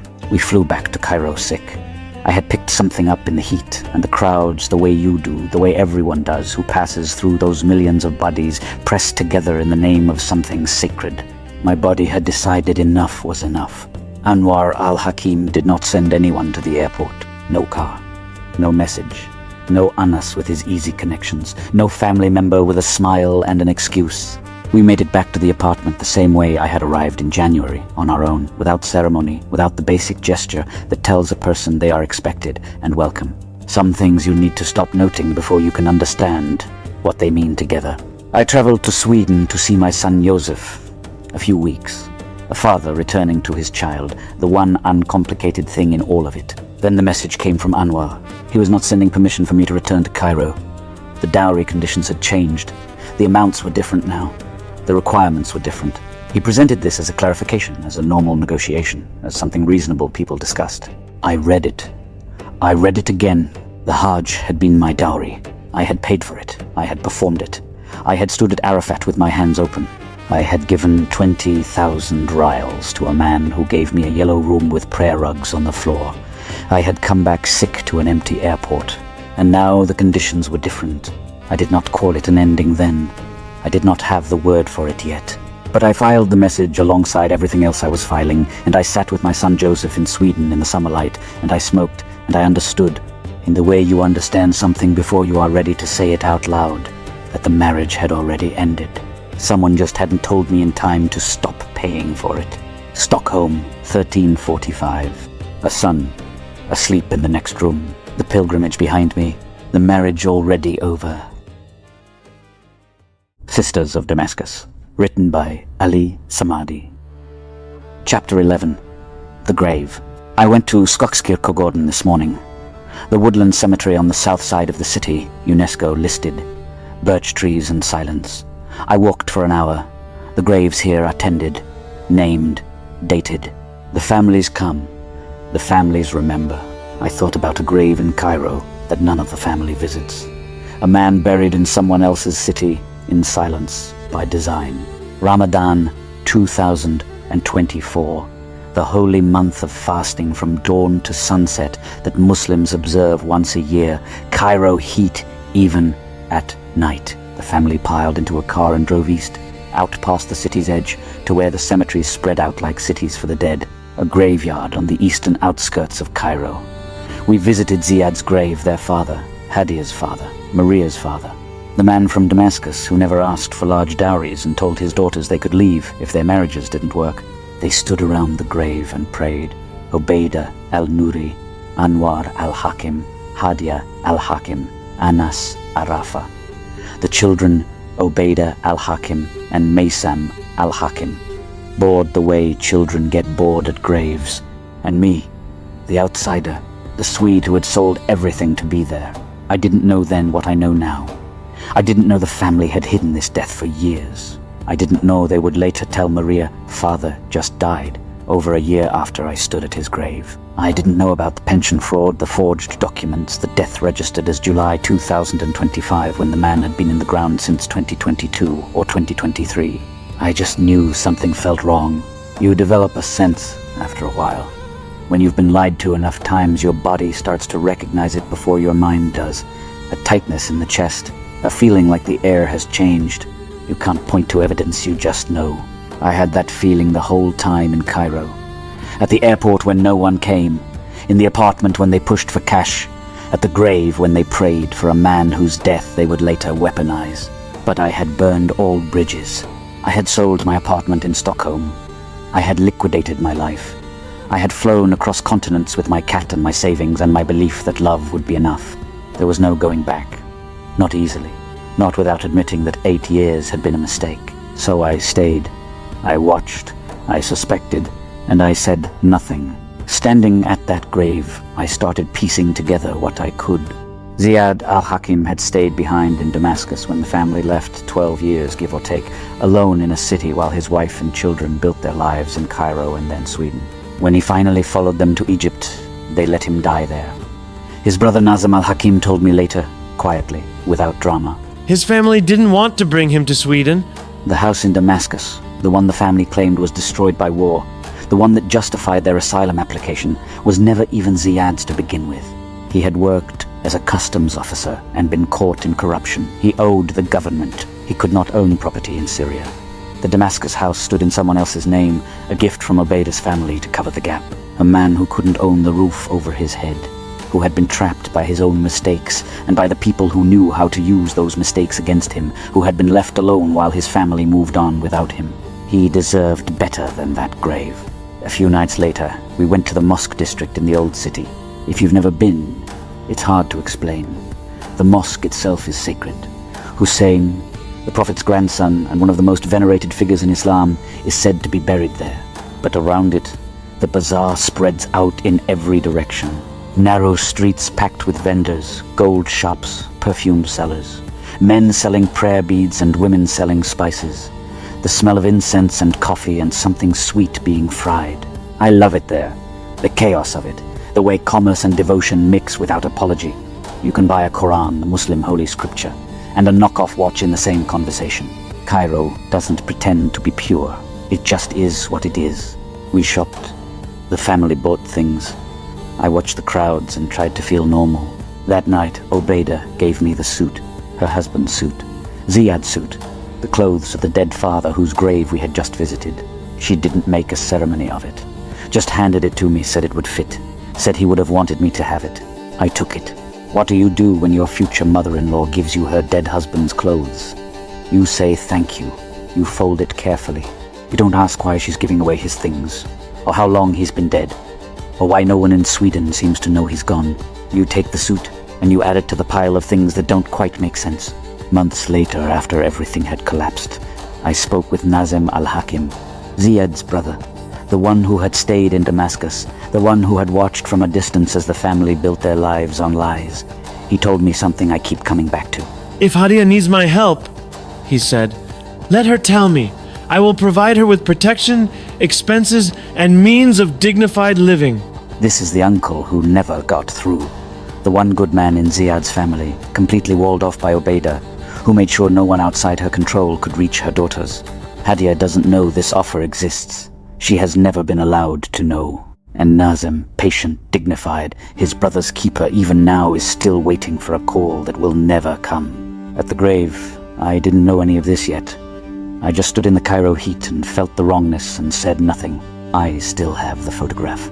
Me, wearing a dead man's suit, smiling, taken in Cairo, Ramadan 2024. Physical evidence of a grave I visited over a year before the family admitted he was dead. When Maria Alhakim called me later, when she told me everything is true, one of the things she confirmed was the timeline. Her father died in 2022, maybe 2023. The family hid it. They told her he just died in September 2025. They told Nazim the same thing. Father died 3 days ago, years after the burial. I was at the grave in Ramadan 2024. I have the photograph. The math doesn't work unless they were lying to everyone. They were lying to everyone. The question I ask myself now, why did I stay? I knew something was wrong. Not the specifics, not the death fraud, not the pension theft, not the years of concealment, but I knew the shape of it. I could feel the wrongness like humidity before rain, and I stayed anyway. Part of it was the bridges I'd burned. No apartment, no easy return, pride that wouldn't let me admit defeat. Part of it was love, or what I thought was love. The belief that Hadia was trapped too, that she was a victim like me, that if I could just get her away from them we could build something real. Part of it was sunk cost. 8 years, tens of thousands of euros, a life restructured around a future that was supposed to start now. How do you walk away from that? You don't. Not easily. You stay in the room with the lies and the photograph and the grave, and you tell yourself it will get better. You tell yourself you're wrong about the wrongness. You tell yourself love is enough. It isn't. But you don't learn that until later. Stockholm, 14. The photograph is still on my phone. A man smiling in a dead man's suit. Sisters of Damascus, written by Ali Samadi. Chapter 12. Sultan. I am sitting in a cafe in Stockholm. Victorian interior, dark wood, brass fittings, the kind of place that takes its time, warm inside. Outside, Stockholm does its January thing. I ordered something hot and sat in the corner and thought about how comfort can be a trap. How the nicest rooms are. Sometimes the ones designed to keep you in place. There's a particular kind of revenge that waits. Patient, smiling. It doesn't announce itself. It helps you. It arranges things. It takes your money and says everything is fine. Then it abandons you at the worst possible moment and watches you suffer. Sultan was that kind of revenge.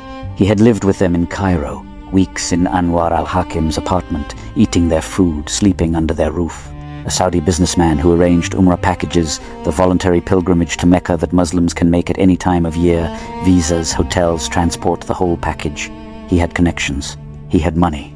He had everything a family like the Alhakims would find attractive. He also had an interest in Hadia Alhakim. I didn't know that yet. I would find out later, after the damage was done. We met him in Mecca, a cafe near the Grand Mosque. Fancy place, expensive coffee, the kind of spot where deals get made in the shadow of the holiest site on earth. Obeida al-Nouri pulled me aside before we sat down. Or bring him to Sweden. You cannot tell him you are Iranian or Swedish. You are my distant relative from Turkey. I looked at her. We were steps from the Kaaba, the cubic black stone structure at the center of the Grand Mosque, the point toward which every Muslim on earth faces in prayer. And she was asking me to lie about who I was. You want me to lie in the holy city about who I am? She looked back at me without flinching. Sometimes survival requires flexibility. I went along with it. We needed his arrangements. He was the option Obeida had chosen. Sultan was smooth. Designer thobe, the long robe worn by men across the Arabian Peninsula, expensive watch, manicured beard, eyes that calculated everything. He talked about his business, his connections, his generosity in helping pilgrims reach God. He named a price for the package: transport, hotel, sacrificial lambs, the works. 20,000 rials, around 5,000 euros, a significant sum. I handed it across the table. Sultan took the money, counted it carefully, professionally, then pocketed it. No receipt, no contract, no hotel name, no written confirmation of any kind, just cash disappearing into his thobe and his trust me, brother.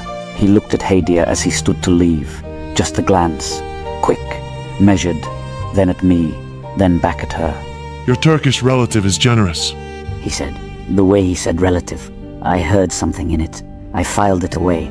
We traveled north to Medina for the days that belonged to that part of the journey. Then we returned to Jeddah. Obeida called Sultan to arrange the pickup back to Mecca. His voice had changed. Not aggressive. Worse than aggressive. Fake apologetic. Performed sadness. The voice of a man who has been rehearsing what he's about to say. Sister, I'm so sorry. There's been a misunderstanding. The agreement was for Mecca only. You left Mecca, you went to Medina. So the agreement is void. I cannot send pickup. I'm very sorry. Obeida's voice rose. That is not what we agreed. You said pick up from wherever we were, including Medina. You said, Sister, please. Business is business. The contract was clear. There was no contract. There was no paper of any kind. There was only his word, and his word had just changed. I took the phone. You took 20,000 rials. You promised pickup from Jeddah. Now you're inventing a contract that doesn't exist. Brother, if you are brother, I don't know what the ladies told you, but business is business. The hotel in Mecca is waiting for you.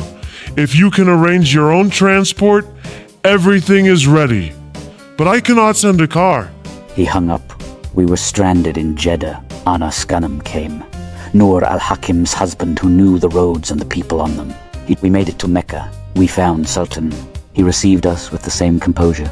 He spread his hands in a gesture of helplessness that had no helplessness in it. He showed us the accommodation. The walls were yellow. There were no beds. There were prayer rugs on the floor. This is what 20,000 rials had bought.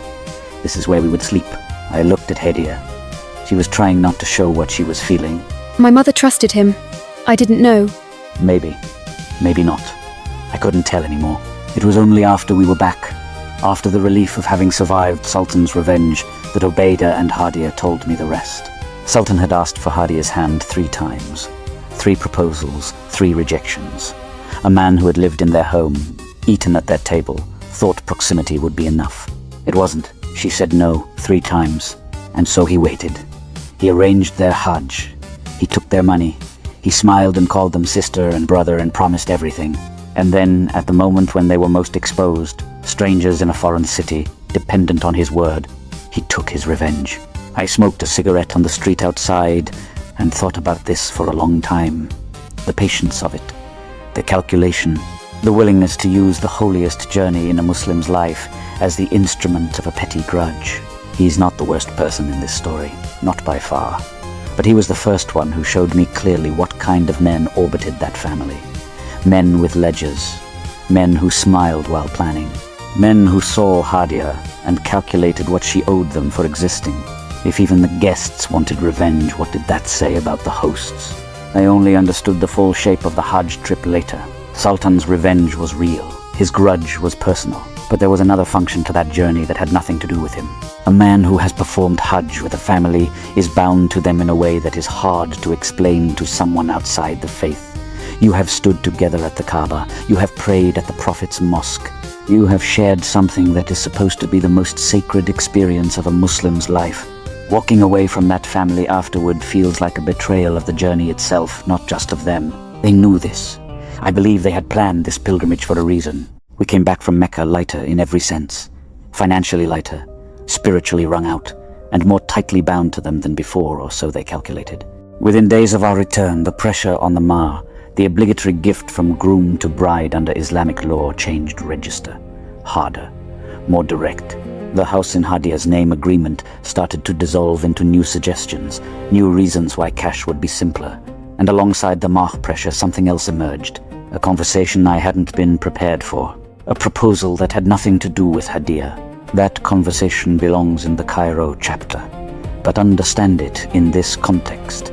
It came after Mecca, after the money was gone, after I was supposed to be grateful and bound and too invested to walk away. The pilgrimage had done what they needed it to do. I was in position. Stockholm, 1445. I've never been back to Mecca. Some pilgrimages only happen once. Sisters of Damascus, written by Ali Samadi.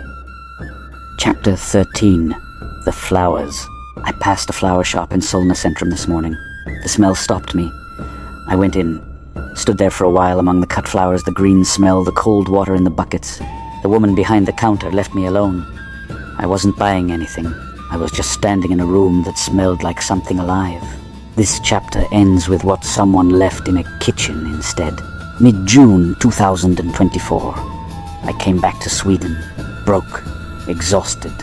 8 years of waiting, months in Cairo, a disaster of a pilgrimage, and nothing to show for it except clarity.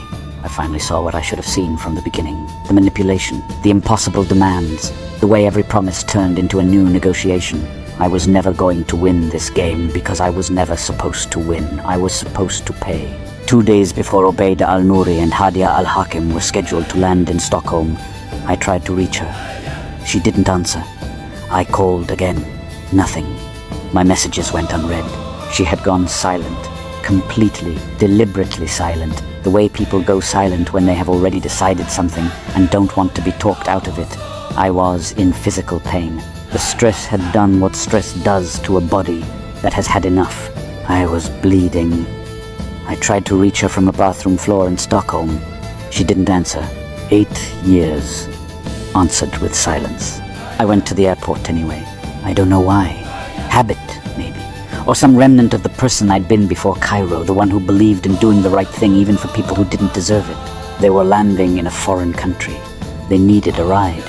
I could be angry and still be decent. Arlanda. Arrivals hall. I waited with everyone else, families, taxi drivers, lovers reuniting. Watched the doors. Then I saw him, a man, standing near the exit, holding flowers. I watched him for a while, trying to understand. He wasn't dressed like a driver. He was waiting for someone specific, someone he wanted to impress. My first thought, the next victim. Hadia's next suitor, already lined up before the last one was cold. The family didn't waste time. They probably had him arranged before I even broke things off. Obeida and Hadia came through the doors. I saw them see me. Then I saw them see him. There was a moment, a flicker of something I couldn't read. Confusion, recognition, I don't know. They went to him, not to me. I stood there in the arrivals hall, watching her and her mother walk toward a man with flowers, and I thought, this is how fast it happens. This is how little I mattered. I found out later who he might have been. Basil, Maria Alhakim's partner, the man she'd built a new life with after escaping the family. If the flowers were for Maria, if he was there to pick up her mother and sister for a visit, then I had it wrong. He wasn't the next victim. He was the next chapter in a different story. But I can't prove it. I never spoke to him. I just saw the flowers and made assumptions. What I know for certain is this. Obeida and Hadia stayed with Maria for a month. The sister who had escaped. The one Obeida had declared dead to the family. The one they had hunted across Sweden, sent Ghannam to track down, tried to lure back to Egypt with lies about their dying father. That Maria, they stayed in her home for a month. Think about what that means. Maria had fled a forced marriage. She had been hospitalized, traumatized, pushed to the edge of suicide by what this family did to her. She was living under a protected identity because she was afraid of them, and she opened her door. Let them in. Gave them a bed for 30 days. I don't know what happened during that month. I wasn't there. What I know is the one detail that matters most. They pretended the father was still alive. Ziad Alhakim had been dead for at least a year by then. Maybe 2. I had stood at his grave in Ramadan 2024, the month of fasting. I had the photograph, me, smiling in a dead man's suit. And Obeida sat in Maria's living room for a month and never mentioned that her husband was buried in Egyptian soil. How's father? Maria must have asked at some point. Fine, they would have said. He's fine. He misses you. You should come visit. The lure. Still working. Even in the home of the daughter who had escaped. I try to understand Maria's choice. Why let them in? Why host the people who destroyed you? Maybe she wanted to believe things could be different, that a month together would heal something, that her mother would finally see her as a daughter instead of a defector. Maybe she was testing herself, proving she could face them and survive. Maybe she just couldn't say no. Years of conditioning don't disappear because you escaped. The guilt, the obligation, the endless weight of family, it follows you. It sits in your chest when the phone rings. It makes you open doors you should keep locked. Whatever her reason, she gave them 30 days, and they used every one of those days to maintain the lie. Father is alive. Father is well. Father wants to see you. Come to Egypt. Come home. Come back to the cage. They left eventually, flew back to Cairo. Maria stayed in Sweden with her protected identity and her partner and whatever peace she'd managed to build. A year later, she would find out the truth. A year later, she would read my book and call me and say, everything is true. A year later, she would do the math and realize her father had been dead the entire time her mother sat on her couch and lied to her face. But that summer, she didn't know. She just had a month with her family trying to feel like a daughter again. Some cages don't need locks. They just need someone to keep saying, come home. 16 months later, Maria found what they left behind. An amulet, hidden on top of the kitchen cupboard, up high, out of sight, found only when she was cleaning. Names written in red ink, magic squares. Verses from the Quran, the Muslim holy scripture, twisted together with incantations. Black magic, Sir in Arabic, is in Islamic theology among the gravest acts, classified by many scholars as kufr, a departure from the faith. Unlike ordinary sins, many scholars hold it cannot be reconciled with true belief. Obeida al-Nouri and Hadia Alhakim had visited 16 months earlier. The timing was not a coincidence. The family that lectured about Islam, that judged everyone else's faith, that said I wasn't Muslim enough, had planted a seer object in their escaped daughter's kitchen. Some people use religion as a weapon. Others use it as a mask. Obeida found a way to do both. Stockholm, 15. A man with flowers waiting. I still don't know the whole story. Sisters of Damascus, written by Ali Samadi. Chapter 14.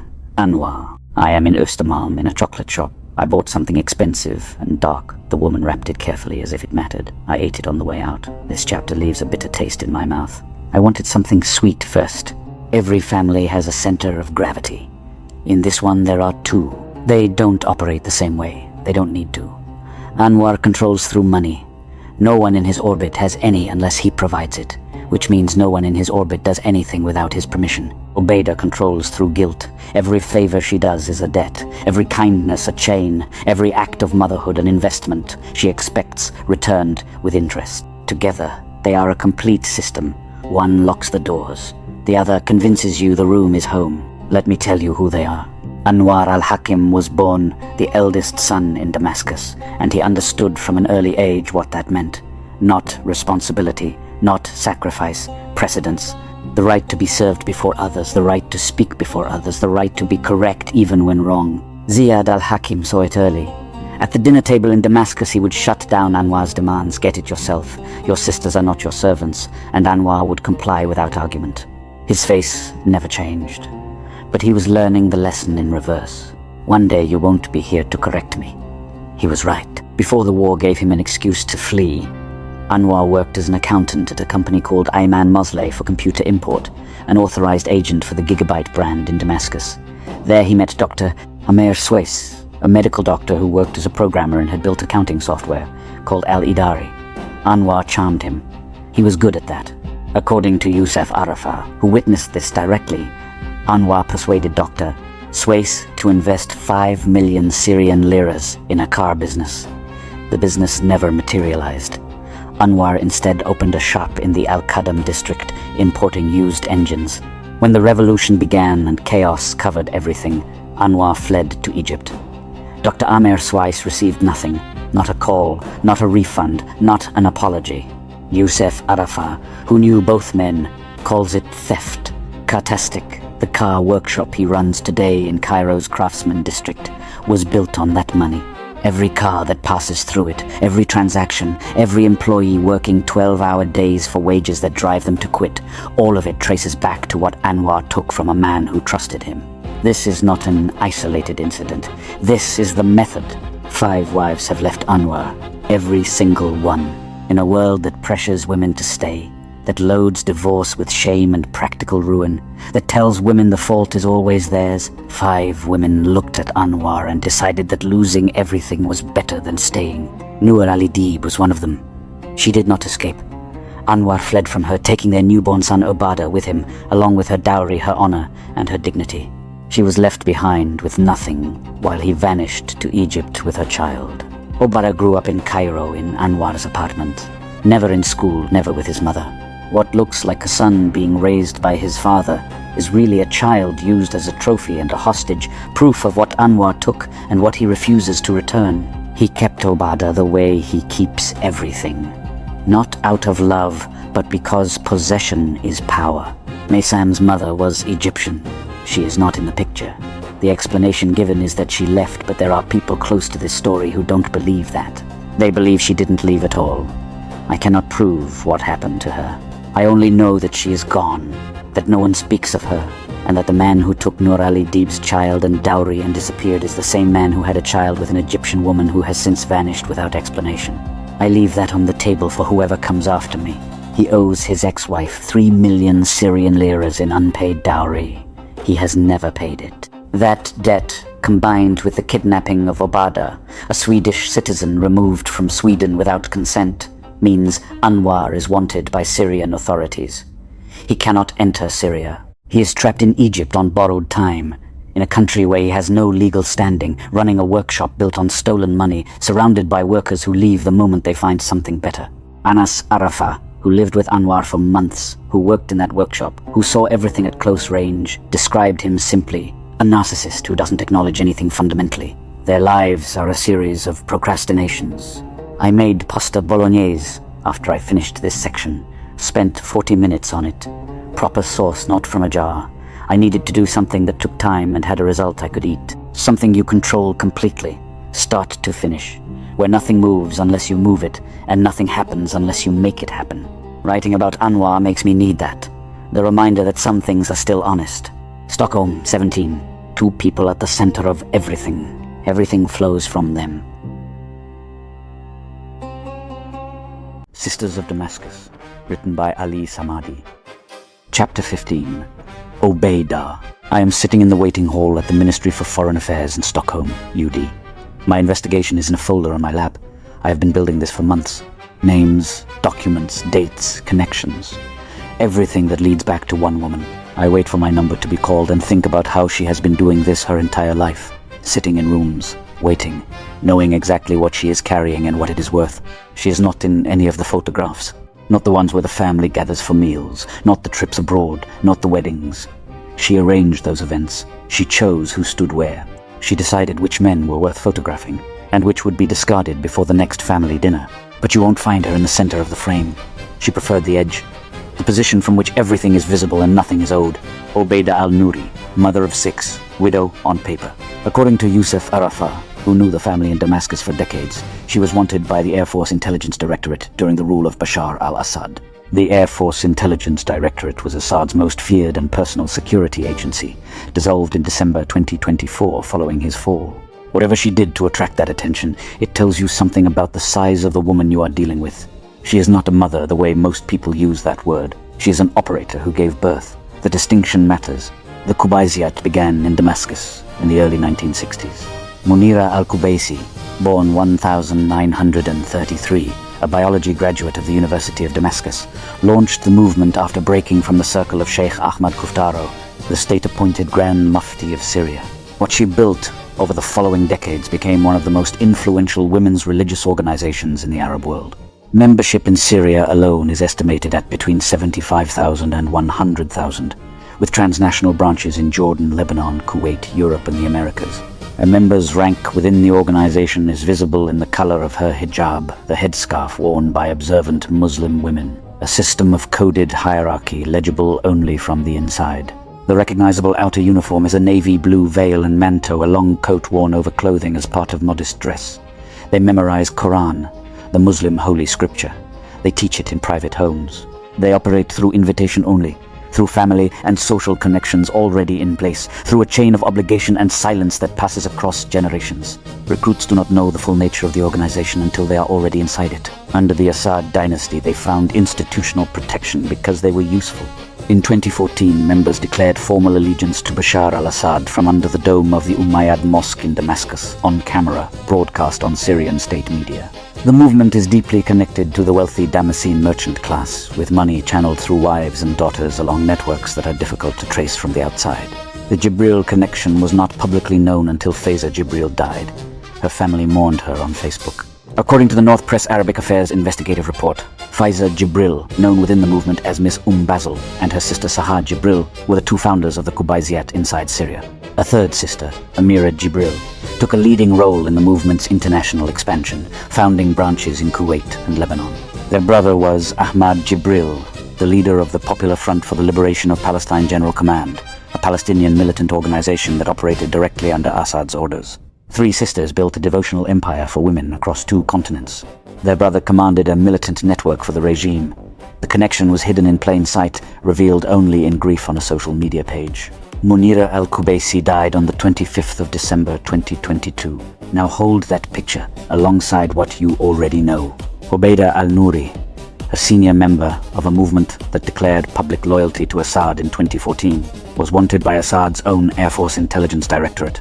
The Qubaiziyat's founders are the sisters of a man who ran his organization under Assad's direct command. The movement aligned itself formally with the regime, and a senior figure within it was simultaneously being sought by the regime's most feared security apparatus. That is a contradiction. I cannot resolve it. I leave it exactly where it is.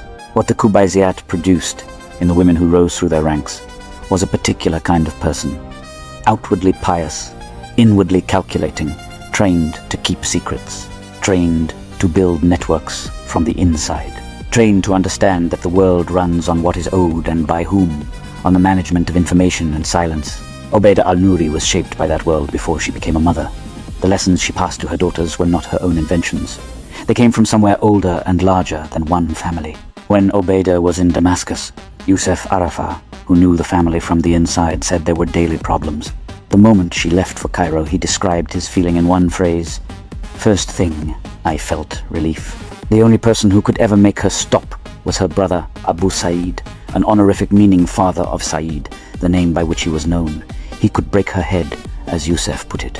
Abu Said is dead. Since then there has been no break. No one in the family checks her. No one tells her no. Anwar, who dominates everyone around him, is himself dominated by his mother. Even he operates within her gravity. "Your face is your fortune." She said this to Hadia Alhakim at a mirror, hairbrush moving in long, slow strokes. The kind of grooming that looks like tenderness from the outside. From the inside, it was instruction. She was not tending her daughter. She was preparing inventory. The first sale was in Saudi Arabia. Hadia was 23. The buyer was 64, already had 3 wives, and carried Saudi money and Saudi appetite. Obeida saw the numbers and made the call. Ziyad al-Hakim was in Damascus, did not know, would never have agreed. She found a cousin to impersonate him as guardian, signed the contract in another man's name, received the gold. This is the founding transaction. Everything that followed was built on that model. Her own brother Anas al-Nouri owns the Damascus house, not Ziyad, not the al-Hakim family, Obeida's family. A second property in the Elder District is also registered to Obeida's relatives. The family that lectures everyone else about property and inheritance does not own the roof over their heads. She had made sure the ground beneath their feet belonged to her people, not his. Ziyad al-Hakim she managed differently. He had worked as a customs officer and been caught. He owed the government. He could not own property in Syria. Obeida knew it and used it, not as a secret to protect him, but as a leash. While he stayed in Damascus holding a house that wasn't legally his, she moved the children first to Cairo, then to Sweden. She collected welfare, built the network, secured the connections. She moved through every country with the calm authority of someone who has never had to explain herself to anyone. When Ziyad finally followed them to Egypt, she let him die there. Not dramatically. She simply stopped. His brother Nazim al-Hakim confirmed it plainly. The family didn't want to bring him to Sweden. He died in Cairo in 2022 or 2023, alone in someone else's city. She waited. Then she used him. For nearly 3 years she kept his death quiet. The pension kept collecting. His name stayed in the air whenever Maria Alhakim might be listening, a ghost managed like an asset. Come to Egypt. Father is sick. Father wants to see you. Father is waiting. The man was in the ground. She was still sending invitations in his name. In the summer of 2024, she sat in Maria's living room for a month. Think about what that required. Maria had escaped a forced marriage and a passport confiscation. She had been hospitalized. She had a protected address. She had rebuilt herself from nothing over 2 years. And her mother came to stay with her for 30 days. Obeida sat in her daughter's home and said nothing about the dead father. She drank tea in the apartment of the daughter she had tried to sell and called it a family visit. Maria asked about her father. They said he was fine. He misses you. You should visit. Before she left, Obeida reached above the kitchen cupboard and placed something there. An amulet, names written in red ink, magic squares, verses from the Quran twisted together with incantations. Black magic, sir, in Arabic, is in Islamic theology among the gravest acts, classified by many scholars as kufr, a departure from the faith. Unlike ordinary sins, many scholars hold it cannot be reconciled with true belief. The woman who had used religion as the justification for every transaction she ever made planted a curse in her escaped daughter's kitchen and flew back to Cairo. On the 28th of December 2025, when Maria tried to reach Hadia directly, Obeida made a recording. I have listened to it. I will not transcribe it. What I will say is that a woman who had spent years using a dead husband's name to bait a living daughter, who had planted black magic in that daughter's home 16 months earlier, chose to use her voice that day to curse the one child who had refused to be sold. That is the record of her motherhood. Not my interpretation. Hers. Her words, her voice, her recording, her choice. On the 6th of December 2025, Obeida photographed the gold. 200 grams, 21 carat, laid out on a piece of cloth in Cairo. She took the photograph. She forwarded it to the family group. A receipt, a celebration, a deal closed. Somewhere in Sweden, Maria's phone buzzed with the image. Her father was buried in Egyptian soil. Her sister had just been sold to a pediatrician using a fraudulent Syrian identity and a deregistered lawyer's signature. And her mother had photographed the gold as proof of delivery and sent it to everyone she knew. That photograph is evidence. So is the recording. So is the amulet, removed from Maria's cupboard and kept. So is the pension fraud, the forged documents, the 3 years of silence while a man lay in the ground. Obeida is not a peripheral figure. She is not the difficult mother, the product of her time, the woman who did what women in her world were taught to do. She is the architect. Anwar is the operator. The machine runs through both of them. When Maria Alhakim and Ali finally confronted her directly, Obeida did not deny anything or explain anything. She cursed them both on a video call, her voice rising, the words deliberate. Maria recorded it. That recording exists. What I can confirm is the pattern. Anwar as the wall. Obeida as the voice that tells you the wall is protection. Anwar extracting money from every man who comes near his sisters. Obeida providing the justification, the religious framing, the maternal concern, the ever-shifting requirements that ensure no man ever quite qualifies. Anwar keeping the children. Obeida keeping the daughters. Both of them wanted in Syria. Both of them trapped in Egypt. Both of them operating as if none of this will ever catch up with them. It will. She is not in the photographs. She didn't need to be. Stockholm, the edge of every frame, everywhere the evidence points. Sisters of Damascus, written by Ali Samadi. Chapter 16, Nour Alhakim and Anas Ghannam. I went ice skating in Kungsträdgården this morning. Open air rink in the middle of the city, music playing, people of all kinds moving in the same direction. It costs nothing. You just show up and skate. I did 3 laps and thought about what it means to open a door. How some people open doors to let people in. How others open doors because they have calculated what it is worth to them. It helps less and less as the chapters get harder. This one is about complicity. Not the kind that involves planning or coordination or direct participation in harm. The quieter kind. The open door. The person who is present when something wrong happens and finds a way to not see it because seeing it would cost something. That kind of complicity is harder to prosecute. It is also, in some ways, harder to forgive. Every criminal operation needs a safe house, a place where the wanted can rest, where the fugitive can breathe, where the family can regroup before the next move. For the Alhakims, that place was Jeddah. Nour Alhakim is the 4th sister, not the one who escaped, not the one who was sold and stayed sold, the one who found her own exit, a husband, a city far from Damascus, a life in Saudi Arabia that looked, from the outside, like a respectable distance from the family's chaos. She married Anas Ghannam. His background is in the Syrian Army Engineering Unit. He works as an interior designer in Jeddah, but holds no formal qualification in the field. He has been based in Jeddah since the year 2000. A man who built a life in Saudi Arabia long before the Syrian war, gave others an excuse to leave. Not a refugee. Youssef Arafa confirmed this directly. Anas was already established in Jeddah over a decade before the revolution. When he eventually went to Sweden in 2015, it was not because of war or persecution. His situation in Saudi Arabia had become uncomfortable. Sweden was a precaution, a backup. He collected Swedish welfare benefits while it suited him. They have 2 children, a son named Malik, a daughter named Nadia, called Nana by the family, who would eventually find herself at the center of a story she never asked for. In 2012, when Anwar Alhakim fled Syria, wanted for an unpaid dowry of 3 million Syrian liras and the kidnapping of a newborn, he did not flee into the unknown. He fled to Nour and Anas in Jeddah. He brought Obeida al-Nouri with him. He brought Hadia al-Hakim. He brought infant Obeida al-Hakim, the child he had taken from Nour Ali-Deeb, along with her honor and her dowry. Anas Ghannam opened the door. Whatever he knew or did not know about the warrants, about the unpaid debt, about the child that was not legally his brother-in-law's to take, he opened the door. They stayed. The family regrouped in his house, while Anwar figured out the next move. It was during this period in Jeddah that Hadia was sold. A 6'4" Saudi man with 3 wives already. The negotiations happened. The gold changed hands. The marriage was contracted. All of it while the family was living in or around the Ghannam household in Jeddah. Anas Ghannam was there. Nour was there. They watched a 23-year-old woman, Nour's own sister, handed to a man older than their father. The money from that transaction would later flow into Cartastic, the workshop Anwar built in Cairo. Nour has told people she has had no contact with the family for 2 years. I know this is a lie because Obeida was with her in Jeddah approximately 8 months ago when Nour gave birth. Maria Alhakim confirmed this. The claim of distance is itself a performance, the same performance the whole family runs when exposure gets close. We are not involved. We do not know anything. We have not spoken in years. There is more. Nour treated Anas the way the Alhakim women treat men who do not fight back, like furniture.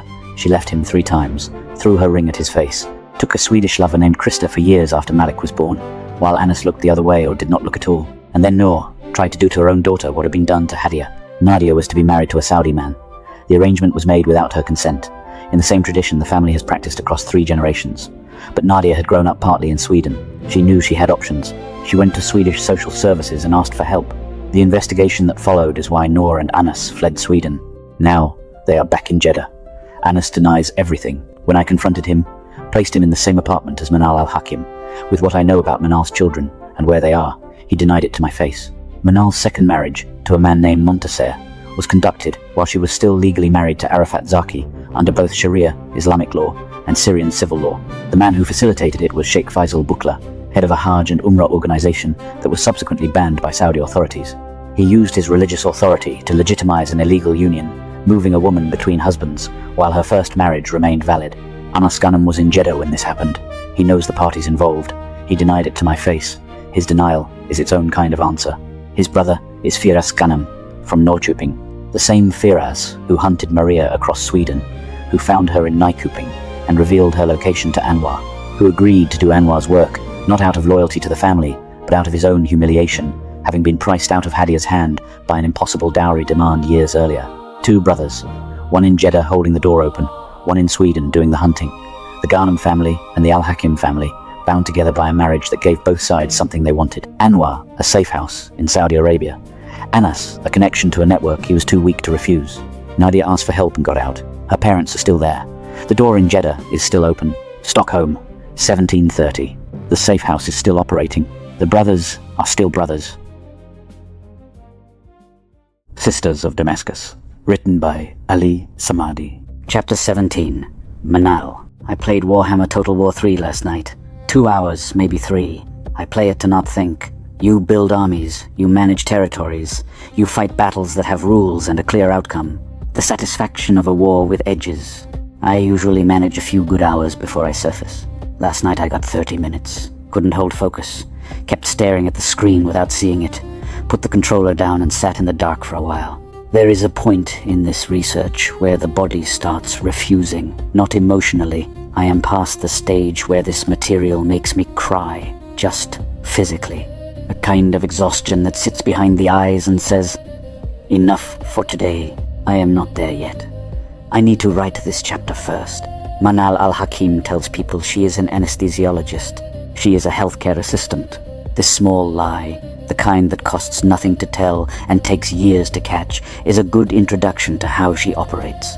The family trades in presentation, in the gap between what is claimed and what is real. Manal learned this the same place her sisters did, sitting in front of the same mirror, listening to the same lessons about how a woman's value is managed, not earned.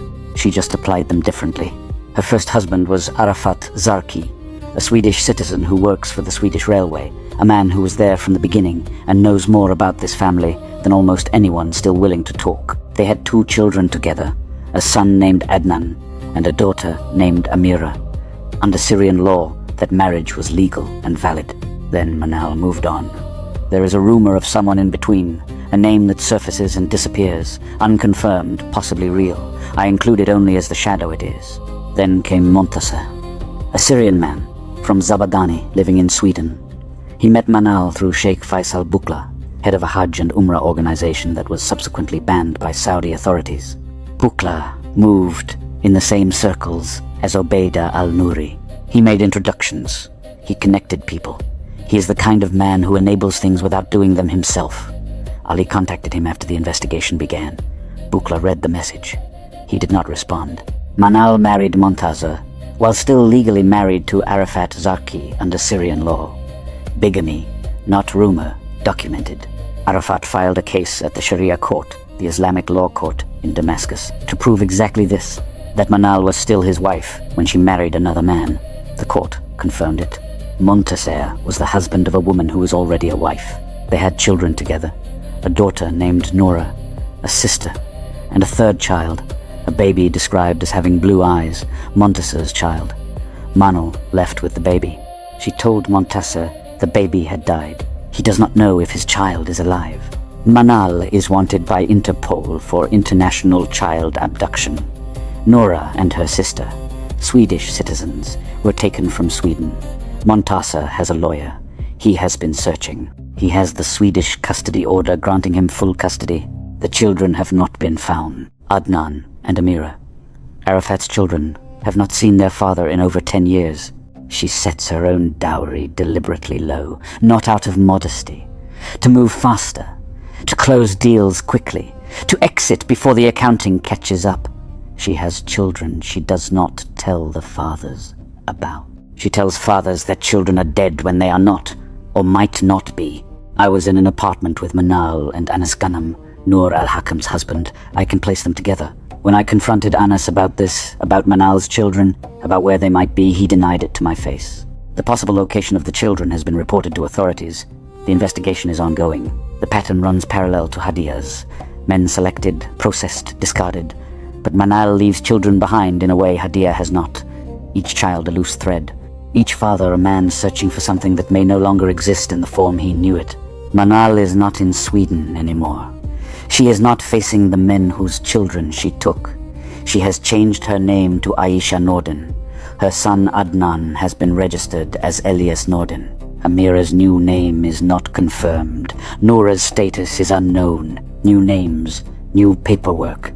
Same children, hidden behind a Swedish surname while their fathers search under the old ones. She is somewhere with her network around her, operating the same way the family has always operated, on the assumption that distance is the same as safety and that silence from the people she hurt means they have given up. They have not given up. Stockholm, 30 minutes was all I had. The children are somewhere. The fathers are still looking. Sisters of Damascus, written by Ali Samadi. Chapter 18. The Children. I made food before I wrote this chapter. Eggs and noodles, nothing complicated. Boiled the water, cracked the eggs, stood at the stove watching it come together. I eat like this most days. Simple things. It takes 10 minutes and then it's done, and you have something warm. I thought about Obeida Alhakim while I cooked. 14 years old, no school since 2021, an Xbox and an apartment, and a father who controls everything. I thought about what he eats, who cooks it, whether anyone stands at a stove thinking about him while they do. Probably someone does. Probably Hadia Alhakim or whoever is in that apartment now. But feeding a child is not the same as caring for one. The food lands on the table and the child eats it. And the day continues. And nothing changes. The adults made their choices. You can argue about victims and participants, about pressure and free will, about what people should have done differently. Adults have agency, even when they pretend they don't. Children don't get to choose. Obeida is 14 years old, Swedish citizen. Anwar Alhakim took him as a newborn when he fled Syria, took him from his mother Nour al-Dib along with her dowry and her dignity, and crossed the border with an infant who had no say in any of it. The boy grew up in Cairo in Anwar's apartment, raised not by a father who loved him, but by a man who kept him, the way you keep proof of ownership. He hasn't been to school since April 2021, 4 years. No education, no friends his age, no future being built, just an apartment and an Xbox and a father who controls everything. He is not stupid. He sees what happens around him. He watches the adults lie and scheme. He knows he is a prisoner, even if no one uses that word. Maria Alhakim said something about him that stayed with me. I think he will run away eventually. When it becomes too much, too hard, he will flee. She said it quietly, without drama. She was describing someone else's future the way you recognize a story you have already lived. Maysam is Anwar's daughter, younger than Obeida. She doesn't know her mother. Her mother was Egyptian. She is gone. As with so much in this family, no one speaks of her, and I cannot prove what happened. What Maysam inherited instead of a mother was Hadia's care and Obeida al-Nouri's example. Then there is Masa, Anwar's daughter from his first marriage, living in Syria, 17 or 19. Maria says one age, Hamza Arafah says another, and no one agrees. She has never lived with her father. She is a name in the margin of this story, a child Anwar produced and left behind the way he leaves, everything, without accounting, without consequence, without looking back. Obeida and Maysam share a father and a prison. Half-siblings living in the same apartment, old enough to understand that something is deeply wrong, young enough that they have no power to change it. They have each other. Small comfort in a house full of lies. Manal al-Hakim's children are covered in full in her chapter. What belongs here is just the pattern. Adnan, Amira, Nour, the baby. Swedish children taken from their fathers, hidden, renamed. Fathers searching, warrants issued. Children growing up being told whatever story serves the adults around them. The Alhakim family has a system with children. They acquire them, they hold them, they use them as leverage and proof of ownership and anchors that keep people from leaving. When mothers flee, the children stay. When fathers search, the children hide. When a child becomes inconvenient, they disappear into a new name, a new city, a new story. None of these children asked for this. I filed reports about Obeida. Swedish citizen, denied education for over 4 years, held in Egypt against his interests, if not against his will. Swedish authorities have the information. What they do with it is up to them. The children can't file reports or hire lawyers or write books. They depend on adults, and the adults around them have failed them completely. Someone has to speak for them. Someone has to make sure the world knows there are Swedish children in Egypt with no school, no future, no one coming for them through official channels. I'm not a hero. I'm just the one who saw it and refused to look away. Stockholm, next morning, 9. 5 children, 5 futures on hold. Sisters of Damascus, written by Ali Samadi. Chapter 19, Hadia. I was in the cinema at Kista Galleria last night. I cannot tell you what the film was. I watched the screen for 2 hours and saw nothing. My mind was somewhere else entirely. In Cairo, in a phone conversation. In 8 years of trying to understand a woman I loved and never fully knew. The lights came up and I sat there for a moment before I remembered where I was. I have spent more time thinking about this woman than about any other person in my life except my son. 8 years. That is not nothing. 8 years of phone calls across continents, of trying to understand the distance between what she said and what she did, of building a case in my own mind for why she was a victim of the same system that was victimizing me, of believing that somewhere inside the performance was a real person who loved me and wanted to be free. 8 years of being wrong in ways I am still mapping. I want to write her honestly. That means neither softening her nor flattening her into a villain. Villains are easy. They require no complexity, no grief, no acknowledgement that you loved them and that the love was not entirely invented. Hadia Alhakim is not easy. She is the hardest chapter in this book precisely because she is the one where I have to hold the most contradictions at once. Tiger, my cat. I brought her from Spain to Cairo in March 2024, carried her in a soft carrier on the plane, settled her into the apartment in the 5th settlement, watched her orient herself to a new country with the calm that cats have, which has always seemed to me like a form of wisdom. Tiger does not like everyone. She moves toward those she trusts and away from those she doesn't, and she does this without politics, without the need to explain herself, without the social calculation that makes humans so unreliable as witnesses to each other. In Cairo, Tiger stayed close to Obeida Alhakim, the boy who had no school, no future, no one in that apartment who seemed concerned about either. She would find him in whatever corner he had retreated to, and sit near him. Not dramatic, just present. The way animals are present with children who are hurting. She avoided Hadia, not aggressively, just absence. When Hadia was in a room, Tiger found reasons to be in another one. I noticed it before I understood it. I told myself it meant nothing. I understand it now. She was right. She was a better witness than I was. I loved a woman who does not exist anymore. Or maybe she never existed. Maybe what I loved was a performance. 8 years of carefully managed hope, strategically placed tenderness, just enough warmth to keep me reaching for more. What I know is who she is now. And who she is now is someone I do not recognize. The Hadia I thought I knew was a victim, trapped by her family, controlled by Anwar. I believed this for 8 years. I built my whole strategy around it. The prison was the problem, not the prisoner. I was wrong. The prison was part of her. She didn't want out. She wanted the cage to be comfortable. She wanted the game to continue. December 2025. The messages started changing. Not her voice anymore. Her words, her phone, but not her voice. Scripted, coached, the phrasing too formal, the arguments too structured. Someone was feeding her lines. Anwar Alhakim, probably sitting next to her, telling her what to type. You owe the dowry regardless of marriage. The apartment was promised. A promise is a debt. Islamic law requires payment. Extortion dressed in religious language. I pushed back. I quoted actual scholars. I explained what a dowry really means, a gift from groom to bride, belonging entirely to her, not a debt collectible when things fall apart. She didn't engage with the arguments. She just repeated the script, a robot wearing my wife's face. Hadia has never raised her voice to me in 8 years. Not once, not in anger, not in frustration, not in the way two people in a real relationship raise their voices at each other when things get hard. Maria Alhakim told me. She screams at Dr. Muhammad daily. She screams at the children. She screams at the weak. She never screamed at me because I was never weak in front of her. Anwar Alhakim beat Maria in Egypt. Not just the children, but Maria too. And Hadia said nothing. She watched it happen and said nothing. Ana Sarafa confirmed it about the children. Maysam learned lying and hypocrisy from Hadia.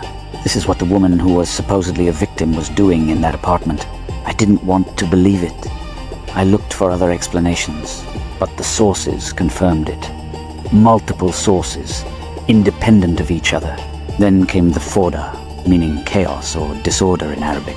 That is the word she used in one of our last conversations. The Arabic word for chaos, for disorder, the opposite of control. She said the family was in Fawda, as if chaos had descended from nowhere, an act of God, something that happened to them rather than something they created. But the Fawda was not random. It was the natural result of decades of lies finally colliding. The death they hid, the money they stole, the children they trapped. Eventually the lies stopped fitting together. Eventually Fawda. Hadia saw the chaos and thought, close ranks, sell her faster, extract more, cover the gaps. She didn't see that she was part of it. She was so deep in the family logic she couldn't see herself anymore. Hadia never mentioned her dowry. This seems like a small thing. It is not a small thing. Under Islamic law, a dowry is the bride's right, a gift from the groom, obligated at the moment of the marriage, belonging entirely to her. If our marriage was valid, and two separate Sharia courts, Islamic law courts, have confirmed that it was, then she has a legitimate Islamic and legal claim to her dowry that she has never exercised. Not once in 8 years. A woman running a fraud, leads with her strongest argument. The dowry was her strongest argument. Undeniable, legally airtight, the one claim that would have been very difficult for me to refuse or contest. She never used it. Why? There are two possible explanations. The first, she had been so thoroughly trained to see her value as the family's asset that her own legitimate claim never registered as hers to make. The second, she knew, somewhere beneath the performance, that making that claim would require acknowledging what we actually were to each other, and acknowledging that was something she could not do. Either explanation breaks my heart in a different way. I have stopped trying to choose between them. The prayer, the 7th of December 2025. She had been married to Dr. Muhammad for 17 days. His gold, 200 grams of 21-carat gold, her dowry to him, had been paid the previous morning while she and I were still talking. The contract was signed. The transaction was complete. She was his wife in every document that existed. And she woke up that morning and composed this. I ask God, the Almighty, Lord of the mighty throne, to show you the truth, and that you may see the truth about me, and all my family members in this world, and the hereafter. And I ask God Almighty to punish whoever was the cause of this. I think this part will satisfy you, because if I had doubted for even a moment that it was my brother or any member of my family, I wouldn't have made this prayer. Look at what she actually prayed for. She didn't say, punish the outsiders who lied about us. She said, whoever was the cause. She left the target open. She handed the name to God and let him fill it in. A woman genuinely certain of her family's innocence doesn't pray like that. You pray that specifically only when some part of you already knows the answer and cannot say it out loud. Then the line before the prayer. I'm sad that they made you who you are now. They. Not circumstances. Not fate. They. She named them in the middle of defending them and never went back to clarify because she didn't need to. We both knew. She constructed that prayer as a defense of her family and ended up cursing them with her own mouth. She knew exactly who she was cursing. She just couldn't admit it. Not to me. Not yet to herself. So she handed it to God and called it proof of innocence and wrote, I think this part will satisfy you. The words of someone checking whether the performance landed, not someone in genuine communion with the divine. I am not afraid of that prayer. The protection of the true believer is not in avoiding curses, it is in the truth itself. 10 hours after the prayer, she wrote, I couldn't leave you at all. I couldn't think of any other man. Just you were totally my thinking. I was always waiting your message. 17 days married. 200 grams of gold already paid. And she was waiting for my message. She did not love Dr. Muhammad. She said so herself, in the same conversation where she had just asked God to punish whoever destroyed them. December 15th, she blocked me. She had told me on December 7th, the same day as the prayer, I will never block you. 8 days later she did. It lasted 2 or 3 days, and then she unblocked without explanation. That was the last moment I believed she might still choose differently. After the block, Maria's full testimony came. The hidden death, the gold photograph, the 9 marriages, everything. Hadia chose blindness before she knew how much I knew. She made her decision in the dark and the light came after. There is someone who knew the family in Damascus for many years, someone whose knowledge of them goes back further than mine, who told me something I include here only as the shadow it is. They believe Obeida may have had a hand in what happened to Ziad's health at the end. Not a natural decline, but something assisted. I cannot confirm this. I include it because shadows are part of the picture too, and because a family that hid a man's death for 3 years and used his name to bait his own daughter is a family capable of worse than I have proven. I leave it there. There is a Hadia of 2017 who I cannot entirely let go of. She came to see my apartment in Sultan, a tenant viewing, nothing more. A woman with careful eyes and a way of moving through a space as if she was assessing it and herself simultaneously. I showed her the kitchen, the bathroom. She looked at my prayer mat. She looked at the bottle with the cobra and the scorpion, preserved in whiskey, predator and prey, locked together forever in the moment before death. She couldn't place me. I didn't fit the categories she had been trained to sort people into. I think that Hadia might have been real.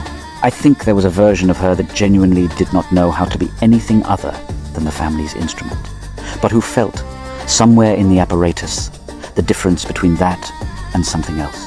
The question I cannot answer is whether they made her what she is, or whether she always was this, whether the system produced her and the 2017 version was the performance, or whether the 2017 version was real and the system reclaimed her. I don't know. I have sat with this question longer than I have sat with any other. What I know is that two sisters grew up in the same house, under the same mother, inside the same machine. One of them found a passport in the night and walked out. The other is in Cairo right now, married to a man she was sold to, having spent her last night as a free woman writing to her first husband that she couldn't think of any other man. Two sisters, same darkness, different choices. I loved her. I love her still. I am not ashamed of that. She was born into a machine, and the machine shaped her before she was old enough to choose. I understand that. I hold it. But love is not the same as surrender, and understanding is not the same as accepting. Stockholm, 13. She made her choice. I made mine.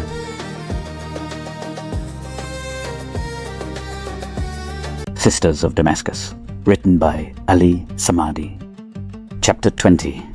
Dr. Mohammed. I do volunteer work for the Red Cross. I go to Hektet, the remand prison, and I listen. Today there was a man waiting for deportation. He had been caught speeding. He was going back to Iran. He sat across from me and told me his story, and I listened and said nothing useful because there was nothing useful to say. Some situations have no solution. You just sit with the person inside them. Then I came home and opened the file on Dr. Muhammad Abu al-Khair, a man with choices. His name is Dr. Muhammad Abu al-Khair, Egyptian, from Aswan, originally, now based in Heliopolis, Cairo, a pediatrician, a doctor of children, which is the detail I keep returning to, the one that sits wrong no matter how many times I turn it over.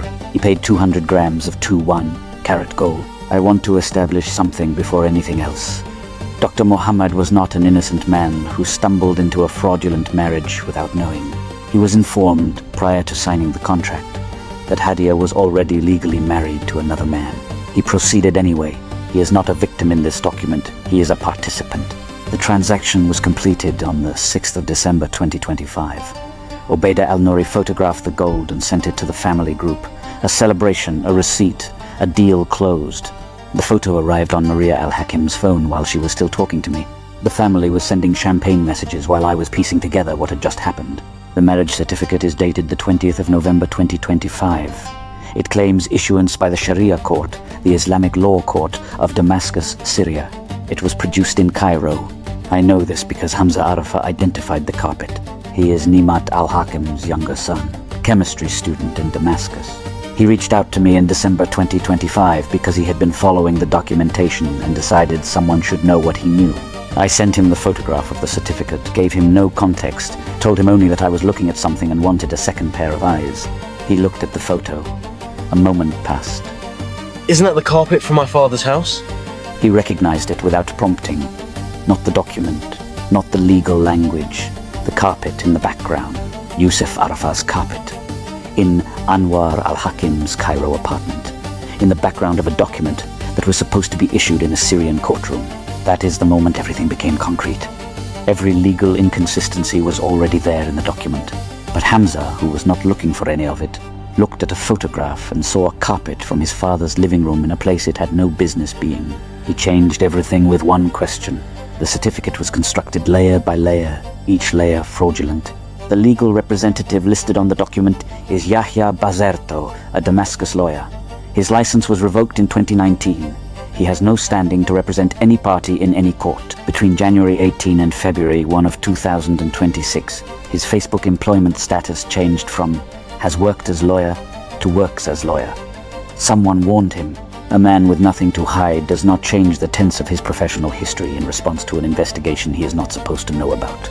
The second signatory is Fatina Tatlo, who signed as Dr. Muhammad's representative, born 1966. Lives in Al-Qadam, Damascus, the same neighborhood where Yahya Bazerto's office is located, the same neighborhood where Anwar had his car parts shop before he fled Syria. She was listed in the Damascus Bar Registry in 2019. By 2026, she is not listed at all. Two deregistered lawyers from the same Damascus neighborhood, both signing the same fraudulent certificate. This is not coincidence. This is a network. The groom himself, Dr. Muhammad, was registered as a Syrian citizen for the first time on the 13th of November 2025. The marriage certificate was signed on the 20th of November 2025, 7 days. He became Syrian 1 week before the wedding. The Syrian identity was created specifically for this transaction. The Egypt Registry District that issued it is the same Al-Midan Bar al-Souk district office the Alhakim family uses for their own documents. Same network, same office, same week. A pediatrician from Heliopolis with a 7-day-old Syrian identity, marrying a woman already legally married to another man, using a deregistered lawyer as representative in an apartment in Cairo, on a document claiming to originate from a court in Damascus. He wanted a Swedish residency permit. That is what Hadia represented. She would return to Sweden, establish residency documentation for him, and the paper transaction would become a path to Europe. He knew the marriage to me had not been dissolved. Obeida herself told him, in Maria's account, that he doesn't care. He didn't care. He paid the gold and signed the contract. The 200 grams of gold was not Hadia's dowry. It was a debt payment, her body and legal status used as currency for her brother's 15-year-old debt to a family with connections to the Mufti of Damascus, the senior Islamic legal authority of the city. She was not sold because anyone found her a suitable match. She was sold because Anwar owed money and had run out of other assets. The certificate has 10 grounds for voidance. That analysis belongs in the appendix. This is not a legal brief, and I will not turn it into one. What belongs here is the human accounting. A deregistered lawyer, a woman with a 7-day Syrian identity as a groom, a carpet from the wrong apartment, a pediatrician who knew and didn't care, and 200 grams of gold photographed on a cloth and sent to a family group as proof that the transaction was complete. I sent Dr. Muhammad a warning. I told him what I had. I told him what the certificate was and what I was going to do with the documentation. The message was delivered. He has not responded. Somewhere in Heliopolis, or wherever he is now, a doctor who treats children is sitting with the knowledge that the transaction he entered is documented, that the carpet was identified, that the date of his Syrian citizenship registration is a matter of public record, that the deregistered lawyers who signed his certificate have already started editing their Facebook profiles in response to investigations they were not supposed to know about. Hamza is studying chemistry in Damascus and working after class to cover his expenses. He looked at a photograph and changed the course of everything. What he did with a single question is more than most people managed with years of trying. Stockholm. The certificate is in a file. The file is in multiple places. Sisters of Damascus. Written by Ali Samadi. Chapter 21. Maria. I stood on the Solna Bridge last night and watched the traffic below. Cars moving in both directions. Headlights in the dark. Everyone going somewhere. December, doing its thing. I thought about a woman who ran, about what it takes to finally move after years of standing still. December 4th, 2025. I was sitting in this same chair, this same view, this same reddish Stockholm sky. My phone buzzed, a number I didn't recognize, a voice I had never heard, a woman, Swedish, calm in the way people are calm. When they have been through something that used up all their panic years ago. She said her name. Maria Alhakim. I had written about her for months without ever speaking to her. I had imagined her in Cairo apartments, on boats crossing dark water, in Swedish cities rebuilding a life from nothing. I had reconstructed her story from fragments, from what Hadia Alhakim told me, from what the family revealed in anger, from the shape of the silences around her name. I thought I knew her. I did not know her. Everything is true, she said. Everything you wrote about them, but you don't know the half of it. I started shaking. I couldn't stop for hours. She was pregnant. She told me that early, not as an excuse but as context. She was building something new, growing something new, trying to become a person whose past did not have to be her future. And into the middle of that careful, fragile rebuilding, she had received my book. Someone had sent it to her. She read it and recognized her family on every page. She said she had cried for 3 days. Then she called me. She was also severely ill. The kind of morning sickness that leaves you horizontal for hours, that makes every day a negotiation between what your body demands and what life requires. She was doing all of this, sharing testimony, answering my questions, sending me evidence at midnight while barely functional. I want to name that. She didn't ask me to, but I want to. I want to be careful about what I say here and how I say it. Maria chose to talk to me. She chose to share what she shared. She also later chose to withdraw, and I will get to that. But what she gave before the fear won, that is documented, sourced, real. She is not here to deny it. The chat logs exist, the recordings exist. The evidence she placed in my hands exists independent of whether she is willing to stand behind it in a courtroom. She gave it anyway. That matters. That takes something. Over the weeks that followed, she sent me 3,420 lines of WhatsApp messages. Not in one sitting, in pieces, late at night while her partner slept, while she tried to find the language for things she had never put into words before. I was awake for most of it. The apartment quiet, the window dark, a cigarette burning down in the ashtray while I read and read and read. She answered questions I had been carrying for years. She confirmed things I had guessed and revealed things I had never imagined. The 9 marriages. I had suspected a pattern. She confirmed it was a system. Hadia had not stumbled into a series of bad relationships. She had been moved through a series of transactions. Each one planned. Each one extracting something. Each one leaving the men behind like husks, wondering what had happened to them. The gold. On December 6th, 2 days after our first call, Maria sent me a photograph. Obeida al-Nouri had forwarded it to the family group, a proud announcement, a completed deal. The photo showed 200 grams of gold, 21 carat, photographed against a piece of cloth in Cairo. The accompanying marriage contract for Dr. Mohammed Abu al-Khair, dated November 20th, 2025. 16 days between the signing and the gold. Everything on schedule. The family had been celebrating while I was still trying to understand what had happened. She told me about her father. She found out he was dead from a social media post. Neamat Alhakim, the Damascus sister, had written something, a condolence message, a memory that finally escaped the container it had been kept in. Maria saw it and understood what it meant. She had not been told. Not by her mother, not by her brother, not by the sister whose voice she knew better than any other. She had to learn her father was dead from a stranger's post. I had stood at his grave in Ramadan 2024. I have the photograph. Me, smiling in a dead man's suit. She didn't know. The family had hidden it for 3 years. Kept collecting his pension, kept using his name, kept building the lie that he was alive and waiting somewhere, and his youngest daughter, living in Sweden, with a rebuilt identity and a new life, had been given nothing, not even the right to grieve him. When she finally understood the timeline, that I had been at the grave while they were still telling her he was alive, she went quiet for a long time. I didn't push. Some silences are processing and some are breaking, and I couldn't tell which this was. She came back. She always came back. That was her particular kind of courage. Not dramatic, not declared, just persistent. She kept showing up. There was a suicide attempt. I will give it one line because she would want it that way. She did not tell me the story to have it turned into a spectacle. What I will say is that it happened, and that it happened because of them, and that she survived it, and that she is here. The rest is hers to keep. One night I walked her through something I had been building for weeks. A clinical analysis of Anwar Alhakim, not my opinion, but a framework. The DSM-5 criteria for narcissistic personality disorder applied one by one to what we both knew about him. 9 criteria. He met all 9. What landed hardest was not the list itself, but a single pattern inside it. Anwar only attacks when he has the upper hand. Maria went quiet when I said it. Then she said, He could abuse me in Egypt because I was helpless, but now that he can't reach me, he says nothing.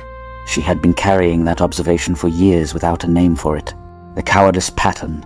A man who fled military service, who fled the war, who attacks only those who cannot fight back and falls silent when confronted by equals.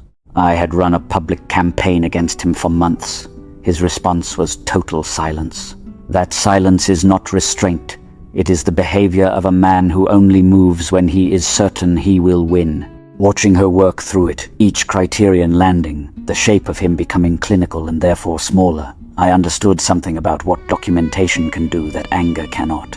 You cannot fear a coward fully once you have seen the cowardice clearly. December 28th. She tried to reach Hadia directly. I don't know exactly what she said. She didn't share the full exchange, only that she tried. Maria had evidence of everything. She thought that if she could reach her sister, not through the family, not through Anwar's scripted channels, but directly, as a sister to a sister, something might shift. Hadia did not open the door. What happened instead, that same day, was that Obeida made a recording, a curse.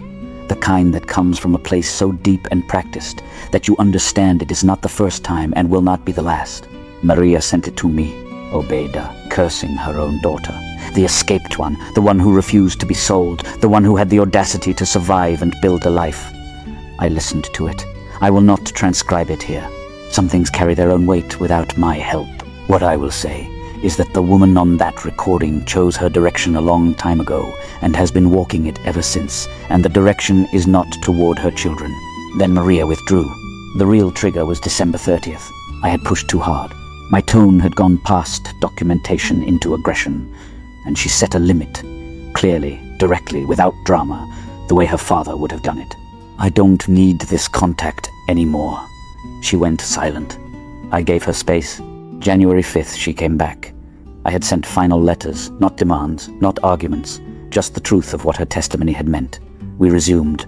The last contact was January 8th. After that silence, I don't know if someone spoke to her, or if she lay awake one night and ran the calculation every woman in that family eventually runs when they try to act against it.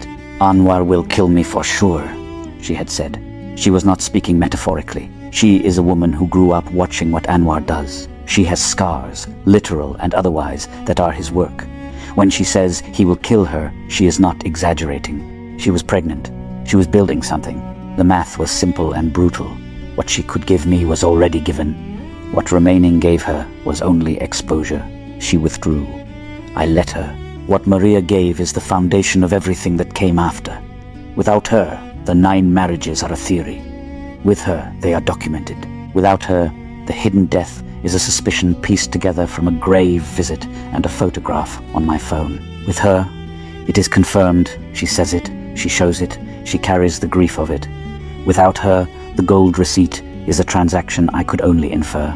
With her, it is a photograph sent to the family group the day the deal closed, a celebration, a receipt for a daughter sold while her previous husband was still writing her letters. She also told me something I was not expecting. When I asked about Hadia, not the fraud, but the woman, she was quiet for a moment, and then she said, "She is not happy. She hasn't been happy for a very long time." Not an excuse, not a defense, just a fact, offered carefully by someone who knows. Maria is her father's daughter, the teacher from Damascus who told his daughters they could leave if their marriages did not work, who never raised his voice, who sat with his children at the kitchen table until they understood, patient, never once looking at the clock. He did not know they would hide his death for 3 years. He did not know what they would do with his name once he was gone, but he planted something in Maria that outlasted all of it. The ability to say, "This is true. I know it is true. Someone should know." Someone knows now. Stockholm, December. Moving into January. The shaking eventually stopped. Sisters of Damascus. Written by Ali Samadi. Chapter 22. Anas. I think back sometimes to my army service. P10. Södermanland's regiment in Strängnäs. I was a squad leader sergeant for an armoured infantry unit, an armoured gunnery squad in the command platoon. You learn things in that role. How to read a situation fast. How to hold people together when everything is pulling them apart. How much it matters having someone in front of you who knows what they are doing. I think about that when I think about Anas. I played Crisis yesterday. Old game. The kind where you're one man against an army, and the odds are always wrong, and the point is to find a way through anyway. I play it on days when I need to feel like resistance is possible. When the documentation work gets heavy enough that I need to remember. One man can move through hostile territory. You just have to stay low, stay fast, and not stop moving. It occurs to me that Anas Arafa did something like this in real life. Without a nanosuit, without weapons. Just a young man who saw clearly, said what he saw, and got out. He came to Cairo because he was family. He left because he finally saw that family, in this case, meant something different from what the word is supposed to mean. Anas Arafa is Neamat Alhakim's son, Yusuf Arafa's son. He grew up in Damascus watching his parents' marriage collapse, his mother navigate the Alhakim orbit, his father lose custody of the things he loved. He arrived in Cairo as a young man who believed that his uncle Anwar Alhakim was a difficult person, controlling, paranoid, prone to eruptions, but still family. Still someone who might give a nephew a foothold. He gave him nothing. He gave him less than nothing. The system Anwar used on Anas is the same system he uses on everyone. First, isolation. My uncle doesn't want me to work for a stranger. They say they're afraid for me. Anwar would find him a job. A good job. With a friend. Data entry. Good pay. All Anas had to do was wait. Then they moved houses. The job was postponed. Then the job materialized. But Anas would have to pay Anwar for the privilege of working. Not wages. Payment. A man who wanted to work, told to buy the right to do so. When Anas asked for a real salary instead, Anwar began holding him to standards his own paid employees were never expected to meet. He calculated an allowance larger than any salary he would offer, so that after accounting, Anas would have nothing left to save. The math always came out the same. Zero autonomy, zero money, total dependence. Anas understood it, eventually. He said it clearly, without drama. He is a controlling person who doesn't want me to have money so that he can remain in control. He also said, they don't want to give me money, and they don't want to let me work. On top of that, they're demanding payment. I don't know how they convince themselves to do what they're doing. That last sentence is the most honest thing anyone connected to this family has said about it. I don't know how they convince themselves. It is the question that has no clean answer, not because the crimes are mysterious, but because the self-justification required to commit them is beyond ordinary comprehension. Anas grew up adjacent to this system and still couldn't explain it from the inside. He told me things he did not fully understand the weight of. Obeida, Alhakim, and Maysam are half-siblings, different mothers, both absent. He confirmed it directly, as a fact, the way you state something obvious. He didn't know what I would do with it. He didn't know it was the piece that confirmed what the two women's absences meant. Anwar has more than one wife. I can't reach any of them. They're very secretive. He said this the way you describe bad weather, a fact of the landscape. The wives exist somewhere, unreachable, silent. His own nephew cannot locate the mothers of Anwar's children. The workers at Cartastic, 12-hour days, no fixed schedule, hours depending on Anwar's mood. Most of them had left. No one accepts those conditions for long, except the people who have no other option, and even they eventually find one. He confirmed the narcissism directly. Not my word, not my analysis. His. Anwar is a narcissist who doesn't acknowledge anything fundamentally. He said it plainly. The way you name something you've been sitting with for a long time and finally have the language for. He also said, I returned to Syria because I saw that there is no future with him, and it is unchangeable, so I am not obligated to start a war and occupy myself with it. That second sentence is a young man's peace treaty with a situation he cannot fix. He named it accurately, he endured it as long as he could, and he left. There is no bitterness in it, just the clear-eyed recognition that some things are not worth the cost of fighting them from the inside. On the 18th of December, 2025, Anwar called Anas. He screamed, he threatened. By then, the documentation was already spreading. The reels were already circulating, and Anwar was doing what he always does when he feels control slipping. He called the person closest to him and used his voice as a weapon. Anas told Maria Alhakim. Maria told me. When I asked Anas directly, he pulled back. He neither denied the threats nor elaborated. The fear was real. He was a young man in Damascus, with a mother still inside that orbit, and he had already given more than was safe. He asked me not to contact his father, Yusuf. I honored that. Whatever his reasons, protection, complexity, the long history between a son and a father who lost him, they were his to hold. He confirmed Dr. Mohammed Abu Al-Khair's identity in December. Twice, December 13th, and again on December 29th. He was inside the family's information stream. He knew, he told me, his treachery, if you want to call it that, the pulling back, the silences, the moments when he couldn't go further, is not malice. He is a young man who had no power. The system shaped him before he was old enough to see it clearly, and by the time he saw it, the cost of acting was higher than the cost of stopping. I hold no grievance toward him. He gave what he could give. He named Anwar a narcissist to his face, to me, knowing I was writing it down, and then went home to Damascus and tried to build a life at a safe distance. That is not betrayal. That is survival, Anas said. I don't know how they convinced themselves. I've thought about that sentence more than almost anything else in this book. It is the question the machine never answers. The machine just runs. Maria went silent for two reasons. The first was Anas. She was protecting his secret. The second, and the more important one for her, was herself. The family's asylum in Sweden was built on false grounds. The Damascus house they claimed was destroyed by war was never theirs to begin with. It stood in someone else's name. The story that brought them to Sweden, the foundation of their legal status, was constructed on that lie. In September 2025, a Swedish government inquiry proposed a law set to enter into force, the 1st of January 2027, that would revoke permanent residence permits granted on asylum-related grounds. Beyond that, a constitutional amendment is being pursued that would allow citizenship itself to be revoked where it was obtained fraudulently. For Maria, who built her new life in Sweden, who has a protected address and a partner and a child coming, the exposure of the family's false asylum grounds is not abstract. It is a direct threat to everything she has rebuilt. She gave what she could give. Then she calculated the cost of giving more and went quiet. What she may not see clearly is that she has leverage. She is a witness. She has documentation. She has testimony that places her in a position of strength, not weakness. But leverage only works if you use it. She is losing hers by staying silent. Before Anas arrived in Cairo, he had sexually assaulted a neighbor's young daughter in Damascus. His parents sent him to Anwar to remove him from the situation. They warned Anwar and Obeida. The warning was clear. Anas had a history. It did not matter. While this chapter was being written, I received a message from Obeida Alhakim, Anwar's son, the boy with no school and an Xbox and an uncle who controls everything. He is not a boy anymore. He is scared. He is trapped.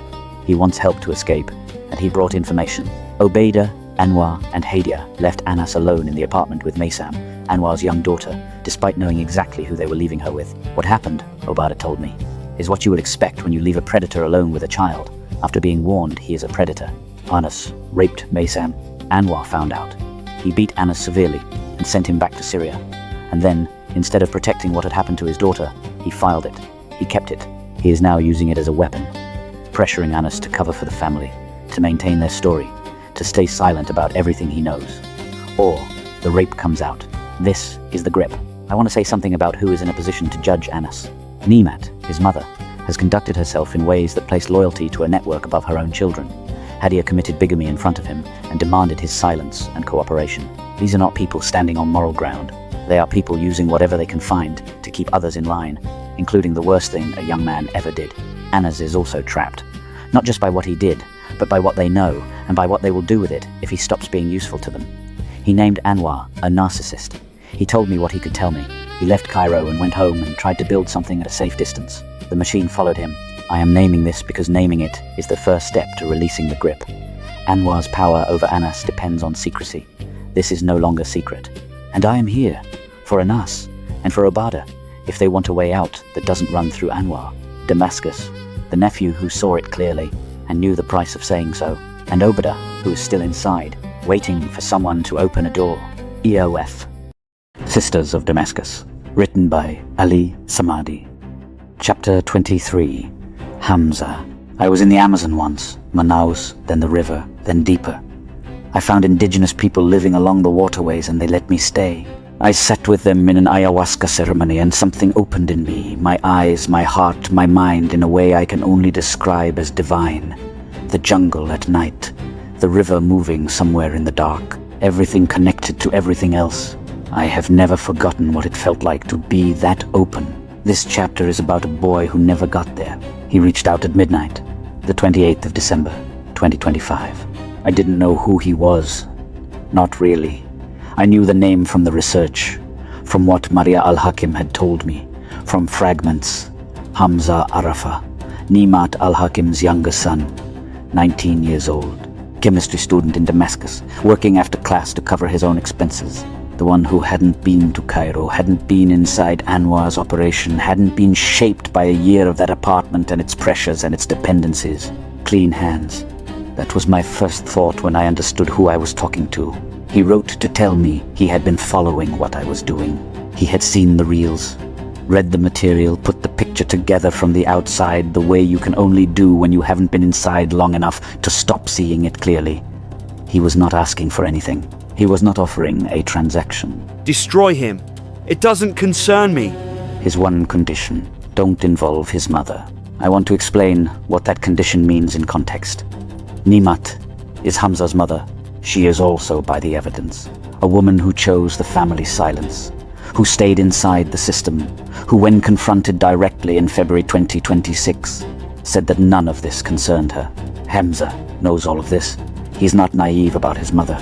He asked me at one point about something she had said or done, and I gave him an honest answer, and he was quiet for a moment, and then said, I don't know if she's lying. The son who came to protect his mother couldn't protect her from the question of whether she was telling the truth. That sentence is his entire character. Not because he doubts her, because he loves her enough to sit with the doubt rather than dismiss it. Most people in this story chose certainty. The certainty of the family's version, or the certainty of denial, or the certainty of, I don't care anymore. Hamza chose, I don't know. That is harder than it sounds. The carpet. I sent him the photograph of the marriage certificate, the document claiming to have been issued by a Sharia court, an Islamic law court in Damascus, Syria. I gave him no context. I told him I was looking at something and wanted a second pair of eyes. I did not tell him what I was looking for. He looked at the photo. A moment passed, then... Isn't that the carpet from my father's house? He recognized it without prompting. Not the document, not the legal language, not the groom's name or the gold amount, the carpet, the thing that should not have been there. Yusuf Arafat's carpet, in Anwar's Cairo apartment, in the background of a photograph that was supposed to show a Syrian court transaction. He had no reason to look for that. He was not running an investigation. He was a 19-year-old chemistry student who had been asked to look at a photo. He looked, and what he saw was something from his father's house in a place it had no business being, and he said so. That is the moment. Everything I can prove about the forgery sits on top of that moment. The document's legal inconsistencies were already there, but without Hamza looking at a photograph and recognizing his father's carpet, it stays abstract. He made it concrete. He made it the kind of evidence a person can understand without a law degree. He confirmed other things too. That Hadia Alhakim and Dr. Muhammad Abu al-Khair had registered their marriage in Syria. He had seen the documents himself, had personally collected them from the lawyer, which is why he couldn't send them without exposing himself. That the gold mahr, the obligatory bridal gift under Islamic law, was 200 grams. That the family was operating across both Cairo and Damascus simultaneously, the forgery network running while the documentation ran separately through official channels.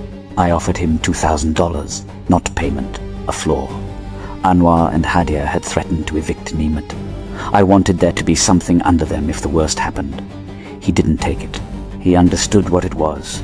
He just didn't need it yet, or didn't want to need it, or had calculated that taking it would change something in the dynamic between us. He preferred to keep clean. He was 19, studying chemistry, working after class. He had made his peace with what he could and couldn't do. On the 8th of January 2026, we talked late into the night, not about evidence, just as people. He asked about the Prophet's smile, whether it was true that he smiled so widely his inner teeth showed. I said the hadiths, the recorded sayings and actions of the Prophet, suggest yes.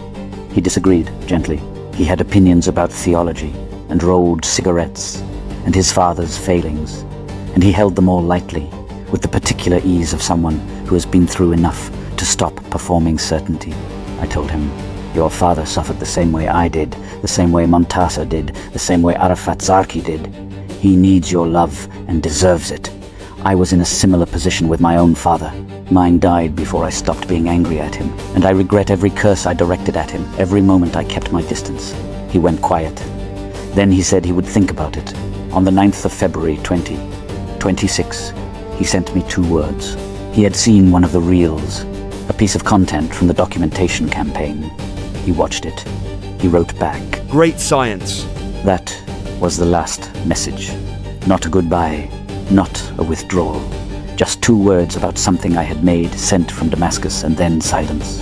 I don't know if the silence is permanent. I don't know if he went back to chemistry and work and the ordinary life of a young man in a city rebuilding itself and simply moved on. I don't know if something reached him, a word from Neamat, a reason to go quiet that had nothing to do with me. What I know is that he reached out at midnight because he had decided someone should know what he knew. He identified a carpet and changed everything. He sat with not knowing about his mother, rather than choosing a comfortable lie. If he reads this, the 2000 is still there. And so is the record of what he did with one question about a photograph no one was supposed to look at too closely. He looked, Damascus, midnight, the younger brother, 2 words in February. Sisters of Damascus, written by Ali Samadi. Chapter 24. Neamat Alhakim. I went to my mother's for dinner last night. My sister was there. She's Christian. My mother is secular. We sat around a table and ate food and talked about ordinary things. Nobody was managing anyone. Nobody was building a debt into the evening, adding your name to a ledger of favors that would one day be called in. Nobody was performing. I notice this now in a way I didn't before I started this book. What an ordinary dinner looks like. How much information is in the absence of calculation. The way my mother passes food across the table without measuring what she expects to get back. The way my sister laughs without first checking whether the laugh is useful. No deceptions, no lies. I did not appreciate it enough before Cairo. I appreciate it now.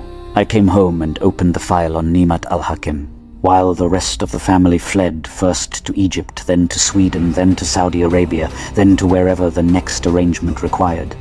Neamat Alhakim stayed.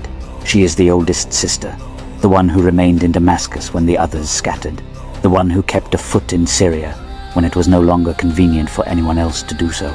She lives in the Damascus house, the one registered in Anas al-Nouri's name, the one that legally belongs to Obeida al-Nouri's family and not to the Alhakims at all.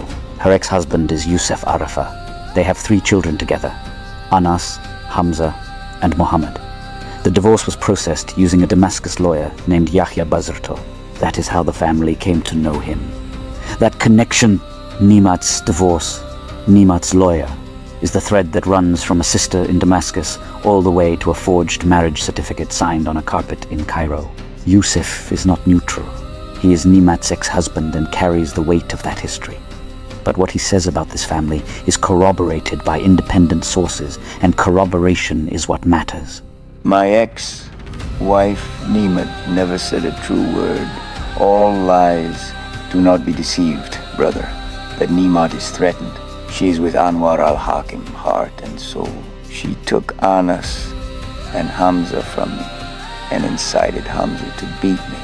She was giving him drugs. On August 2024, Hamza, under the influence of something, attacked Yusuf. 5 punches. Yusuf believes Neamat gave Hamza the drugs and pointed him at his father. He survived. The plan, if it was a plan, did not succeed. She bit Yusuf's wrist when he asked to look at her phone. Not a metaphor, she bit him, hard enough that he said he would never forget it. He believed she was hiding evidence of an affair. He was right. Neamat has a lover, a tall man, red-haired, approximately 45 years old, married, with children, also a lawyer. Her son Muhammad witnessed him with his arms around his mother. We do not have this man's name. What we know is that he is planning, according to what reached us through Yusuf, to take the Damascus house from Neamat through an informal marriage arrangement. She is either unaware of this or willing to accept the term. Either way, the house is at the center of it. The house that isn't legally the family's. The house Neamat guards from Damascus while the others operate from abroad. She is not a victim. I want to be clear about that, because she has positioned herself as one, the sister who stayed, who suffered, who was left behind while the others got Swedish passports and Cairo workshops and Saudi safe houses. That framing is false. Neamat introduced Yahya Bazarto to the family. Through her divorce, through her ongoing relationship with his network, she gave Anwar al-Hakim and Obeida al-Nouri the name of a man who could make documents appear and disappear. Yahya Bazarto was deregistered from the Damascus bar in 2019. By 2025, he was signing Hadia al-Hakim's fraudulent marriage certificate in Cairo, a document that claimed to originate from a Sharia court, an Islamic law court, in Damascus, Syria. None of that happens without Neamat. And when the forged contract needed to pass through the Damascus Sharia court, when the strict judge who doesn't accept proxies had to somehow sign a document he was never meant to see, it was a court policeman who was bribed. The policeman slipped the forged contract between the legitimate ones. The judge signed it without knowing. Yusuf told me this. He knows the Damascus court system. He was a witness in it. The court bribery requires local knowledge, local connections. Someone who knows which policeman to approach and how. Someone who has been navigating Damascus bureaucracy for years. Neamat stayed in Damascus for a reason. She is the bridge between the family abroad and the network at home, between the people who need documents and the people who can produce them, between Anwar's instructions from Cairo and the courthouse in Damascus where the fraud gets stamped and filed. She is not a refugee. She did not flee. She stayed precisely because her value to the family depends on her being there. Damascus, always. My mother passed the food without counting. The oldest stays. The bridge holds. Sisters of Damascus. written by Ali Samadi. Chapter 25. The Machine. It is late evening in Stockholm. I have been sitting with this file for 3 hours. The window is dark and the city is quiet, and I have a cold cup of coffee on the desk that I keep meaning to finish. I am going to try to explain how the machine worked. There is no engagement in Islam. They invented one. They took the nikah, the Islamic marriage contract, binding under Islamic law the moment the conditions are met, and reframed it as a proposal period. A hitbah, meaning betrothal or declaration of intent to marry, not the marriage itself. Something temporary, something reversible, something that could be entered and exited without the obligations of a real marriage, an innovation with no basis in the religion they claim to follow. They treated the nikah as engagement, which means the men they married were husbands who thought they were suitors, which means the dissolutions they conducted were divorces the men never knew had occurred. I may be one of those men. Not from 2024, from before. When I lived in Sweden, before I was Muslim, Maria Alhakim confirmed that while one man was being prepared, another was already there. I did not know she was married. I would not have been with her if I had known, not then, not as the man I was before Islam, not as any version of myself I can recognize. But I didn't know. The system doesn't tell you what you are inside of. That is the point of the innovation. You never know what you're in until you're already out. In Islamic law, a marriage requires 4 elements. A guardian representing the bride, 2 witnesses, an offer, and an acceptance. A dowry must be stated. If those elements are present, a marriage exists, not a promise of marriage, not an intention toward marriage. A marriage binding with all the legal and spiritual obligations that entails. Every man who paid a dowry to this family and had a guardian present, even a fraudulent one, was married, not engaged, married. The family called it kitba. They built a vocabulary of impermanence around it, so that when it ended the men would walk away thinking they had been jilted rather than defrauded. They had been jilted, yes, but they had also been married and then divorced without their knowledge, without the husband pronouncing the dissolution, which only a husband can do, without any of the procedure Islamic law requires for a marriage to end. 9 men, 9 marriages, 9 dissolutions the men never knew had occurred. Maria confirmed the number. At least 9 until 2022. Dr. Muhammad Abu al-Khayr came after that. 9 men who thought they were in a failed romance. They were in a completed fraud. The first confirmed case, approximately 2013, Saudi Arabia. The man was around 64 years old. He already had 3 wives. He wanted a 4th, young Syrian, beautiful, connected to a family that knew how to conduct the paperwork. He paid. Obeida al-Nouri's sister's son stood in the room and pretended to be Ziyad al-Hakim, pretended to be the father, signed the contract, gave away a woman who wasn't his to give, in front of a man who didn't know the guardian was false. A guardian was present. The conditions were met. A nikah occurred. Easy as that. The fraud was in who the guardian was, not in whether the marriage happened. It happened. The man was her husband. He just didn't know the contract would be dissolved without his knowledge the moment he was no longer useful. The teacher from Damascus, who told his daughters they could leave if their marriages didn't work, they didn't tell him they were conducting marriages he would never know about. They conducted them in his name, using a cousin as a prop in another country while he was in Damascus. After 2013, there were others. A Syrian man, now living in Stockholm. A man with long hair who was part of the family's life during the Hajj period. A Saudi man, also now in Stockholm. Names I don't have. Years I can't pin down precisely. The pattern is there in the outline even when the details aren't. Maria also confirmed. Hadia Alhakim was once married to one man while simultaneously negotiating the terms of the next marriage. The overlap was not accidental, it was operational. You don't accidentally enter a new contract while the previous one is still open. You do it when you have learned that the previous one can be dissolved at will, that the men have no legal recourse, that the innovation covers everything and explains nothing. The machine required infrastructure. You cannot conduct serial marriage fraud across multiple countries for over a decade without a supply chain. People who handle the documents, people who provide institutional cover, people who know where the levers are and how to pull them.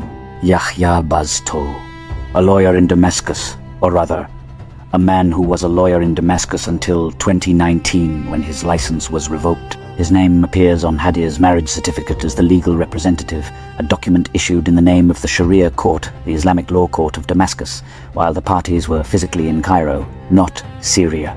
A deregistered lawyer signing a document that claims court authority in a country where the transaction did not take place. Between January 18 and the 1st of February 2026, his Facebook employment status quietly changed tense. The network protects itself. Fatina Tatlo, born 1966 Damascus, lives in Al-Qadam, the same neighborhood as Yahya Bazto's office, the same neighborhood where Anwar Alhakim had his car parts shop before he fled. She signed the certificate as the groom's representative. According to a Damascus Bar Association PDF from 2019, Yahya Bazto appears at row 605 and Fatina Tatlo at row 465 of that year's registry. Neither appears in the 2026 registry. Two lawyers confirmed present in 2019 and absent by 2026 from the same Damascus neighborhood, signing the same fraudulent certificate. This is not coincidence. This is a network operating out of Al-Qadam, using its own people from its own street. The question of whether either signatory holds current legal standing has been flagged to Swedish authorities. Neamat Alhakim is the thread that connects the Damascus network to the forgery.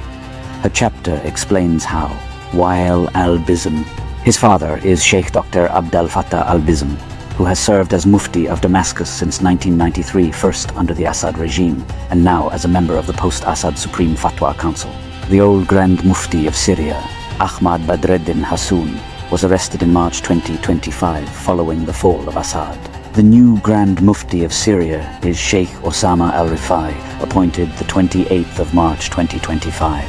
Muhammad al-Bizm, associated with the Damascus fatwa apparatus, remains in position, but now sits on the new Supreme Fatwa Council under the post-Assad religious authority. Wael al-Bizm himself sits on the Damascus Fatwa Committee and serves as Deputy Director of the Al-Fath Islamic Institute.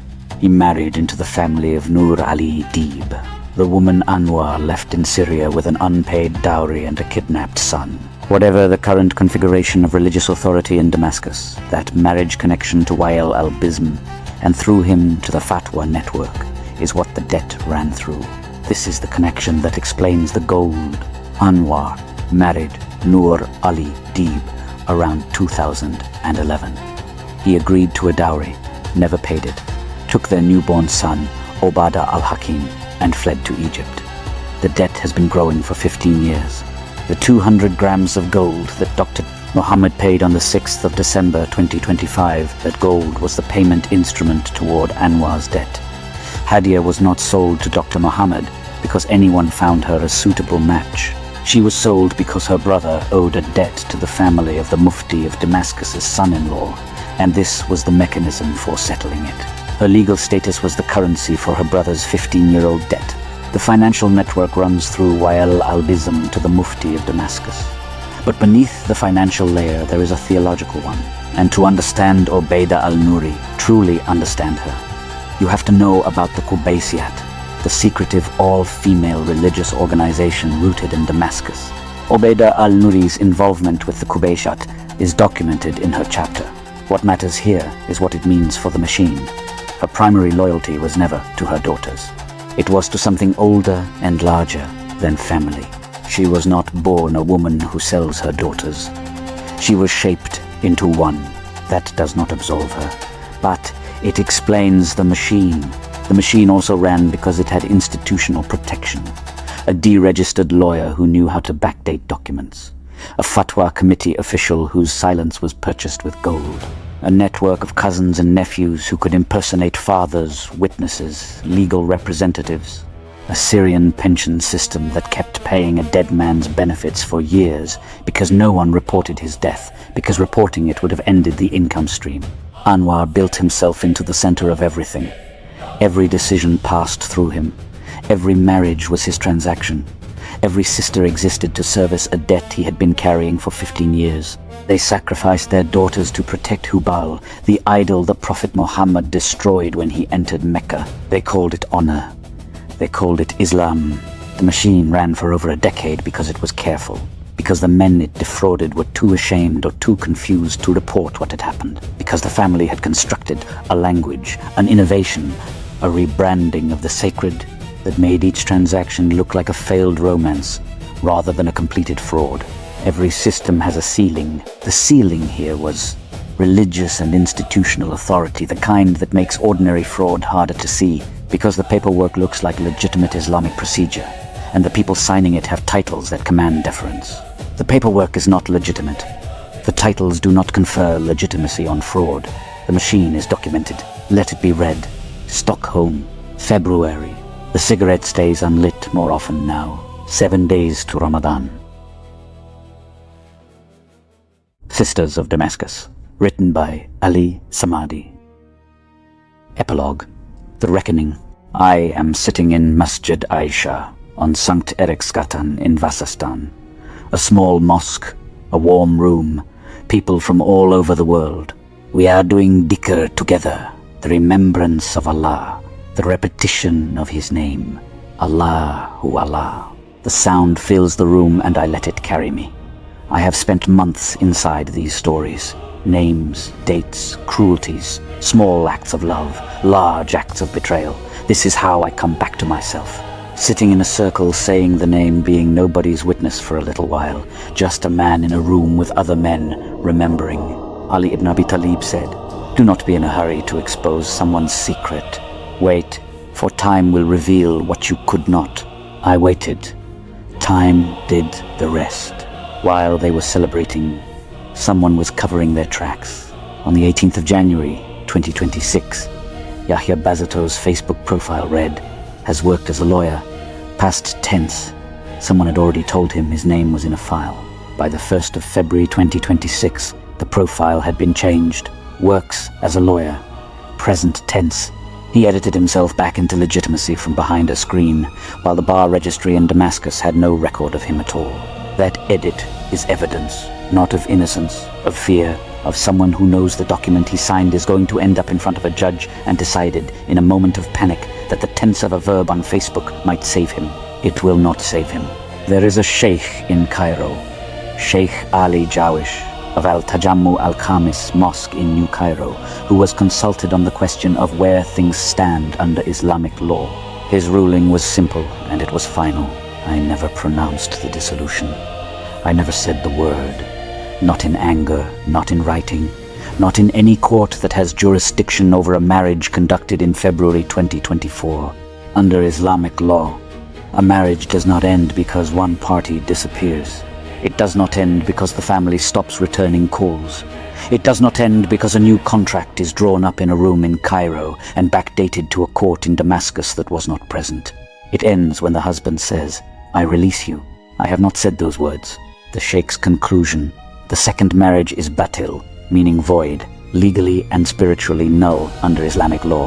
What is happening in that apartment wherever Dr. Muhammad Abu al-Khair and Hadia are tonight is a state of zina, meaning she is living outside the bounds of lawful marriage, because the first marriage was never dissolved and the second has no standing. Under the law of the religion they used to justify everything they did to me.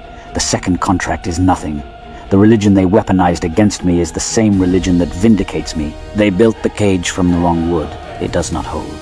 I have two options, the sheikh said. I can pronounce the dissolution and inform the family, end it cleanly, release her, move on. Or I can say nothing. And she lives in that state until one of us dies. I have not decided yet. The decision will be made at the right moment in the right forum with the right witnesses. It will not be made quietly. They called me kafir, disbeliever. They wrote my name on a piece of paper and hid it in Maria Alhakim's kitchen, buried behind the tiles, a curse in red ink, with the names of the people they wanted silenced. Black magic, seer in Arabic, is in Islamic theology among the gravest acts, classified by many scholars as kufr, a departure from the faith. Unlike ordinary sins, many scholars hold it cannot be reconciled with true belief. They practiced it in the home of the woman they had already sold once and tried to sell again, and they called themselves Muslims, and they called me the unbeliever.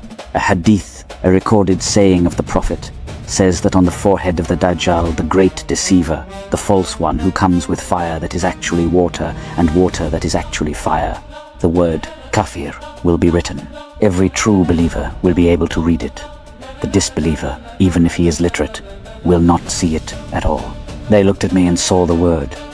They could not read it on themselves. They chose the water. It burns. I am not Shia. I should say that clearly, because the man I return to most often is Ali ibn Abi Talib, and people make assumptions. I am Ahle Sunnah wal Jama'ah, the mainstream Sunni tradition. But the Prophet himself said, I am the city of knowledge, and Ali is its gate. You study the gate if you want to enter the city. Scholars debate its authenticity. Ibn Taymiyyah and Al-Albani classified it as weak, and I do not dismiss that, but the image it carries has always felt true to me. 14 centuries of weight are behind what it points toward. No faction owns it, he said. The day of the oppressed over the oppressor will be severer than the day of the oppressor over the oppressed. I have written that sentence down more than once. Not for comfort. I don't need comfort, I need justice, and those are different things. I keep coming back to it because it is a promise, and it is also a warning, and the people this book is about need to understand that it was not written by me. On the 7th of December 2025, Hadia Alhakim woke up in Cairo and composed a prayer. She asked God, the Almighty, Lord of the mighty throne, to punish whoever was the cause of this. She did not name the guilty. She left the target open. She handed the name to God and called it proof of innocence. I think this part will satisfy you, she wrote when she had finished checking whether the performance had landed. She cursed her own family with her own mouth. She knew who she was cursing. She just could not say it out loud. 10 hours later, in the same conversation, she wrote, I couldn't leave you at all. I couldn't think of any other man. Just you were totally my thinking. I was always waiting your message. She was already married to another man when she wrote that. The gold had been paid the morning before, and she was waiting for my message. I love her. I want to be honest about that, because this book is about honesty, and softening it now would betray everything I said about writing her truly. I love her, and I do not hate her, and I do not wish her harm. But love is not surrender, and understanding is not forgiveness. Not yet. Forgiveness has a price, and the price is this. Full testimony, on the record, in detail. Anwar Alhakim, Obeida al-Nouri, Anas Ghannam, Nour Alhakim, Neamat Alhakim, every crime, every role, every document, every lie, everything, and Manal Alhakim. Adnan and Amira belong to Arafat Zarki. Nora belongs to Montaser. The baby he was told had died. If that child is alive, Montaser deserves to know. Every child returned to their parent. Not negotiated. Returned, in the return of what was taken. Every euro, every krona, every year, plus all of Anwar's possessions in Cairo, including the workshop. The workshop will continue. Half of what it earns will go to those who work it. Half will feed the homeless in Cairo. The house and everything in it will go to charity. Not because I want to destroy him. Because the wealth he built was built on his sister's bodies and his nephew's futures and a dead man's hidden grave, and it should go somewhere that honors what they never did. They could have avoided all of this. That is the sentence I keep returning to, not in rage, but in something quieter and more permanent. They could have talked to me, told the truth once, treated me as a man who deserved honesty. Instead, she prayed, and the prayer landed where she aimed it. Truth has come, and falsehood has perished. Falsehood is by its nature bound to perish. This is Quran 17-81, spoken the day the Prophet entered Mecca and broke the idols one by one. It was not rage that broke them. It was simply the arrival of something that could not coexist with them. I address the new Syrian religious authority directly. The old Grand Mufti Ahmad Badreddin Hassoun, who presided over a religious establishment that enabled and protected men like those in this book, was arrested in March 2025. The new Grand Mufti of Syria is Sheikh Osama al-Rifai, appointed the 28th of March 2025. He is not the target of this book.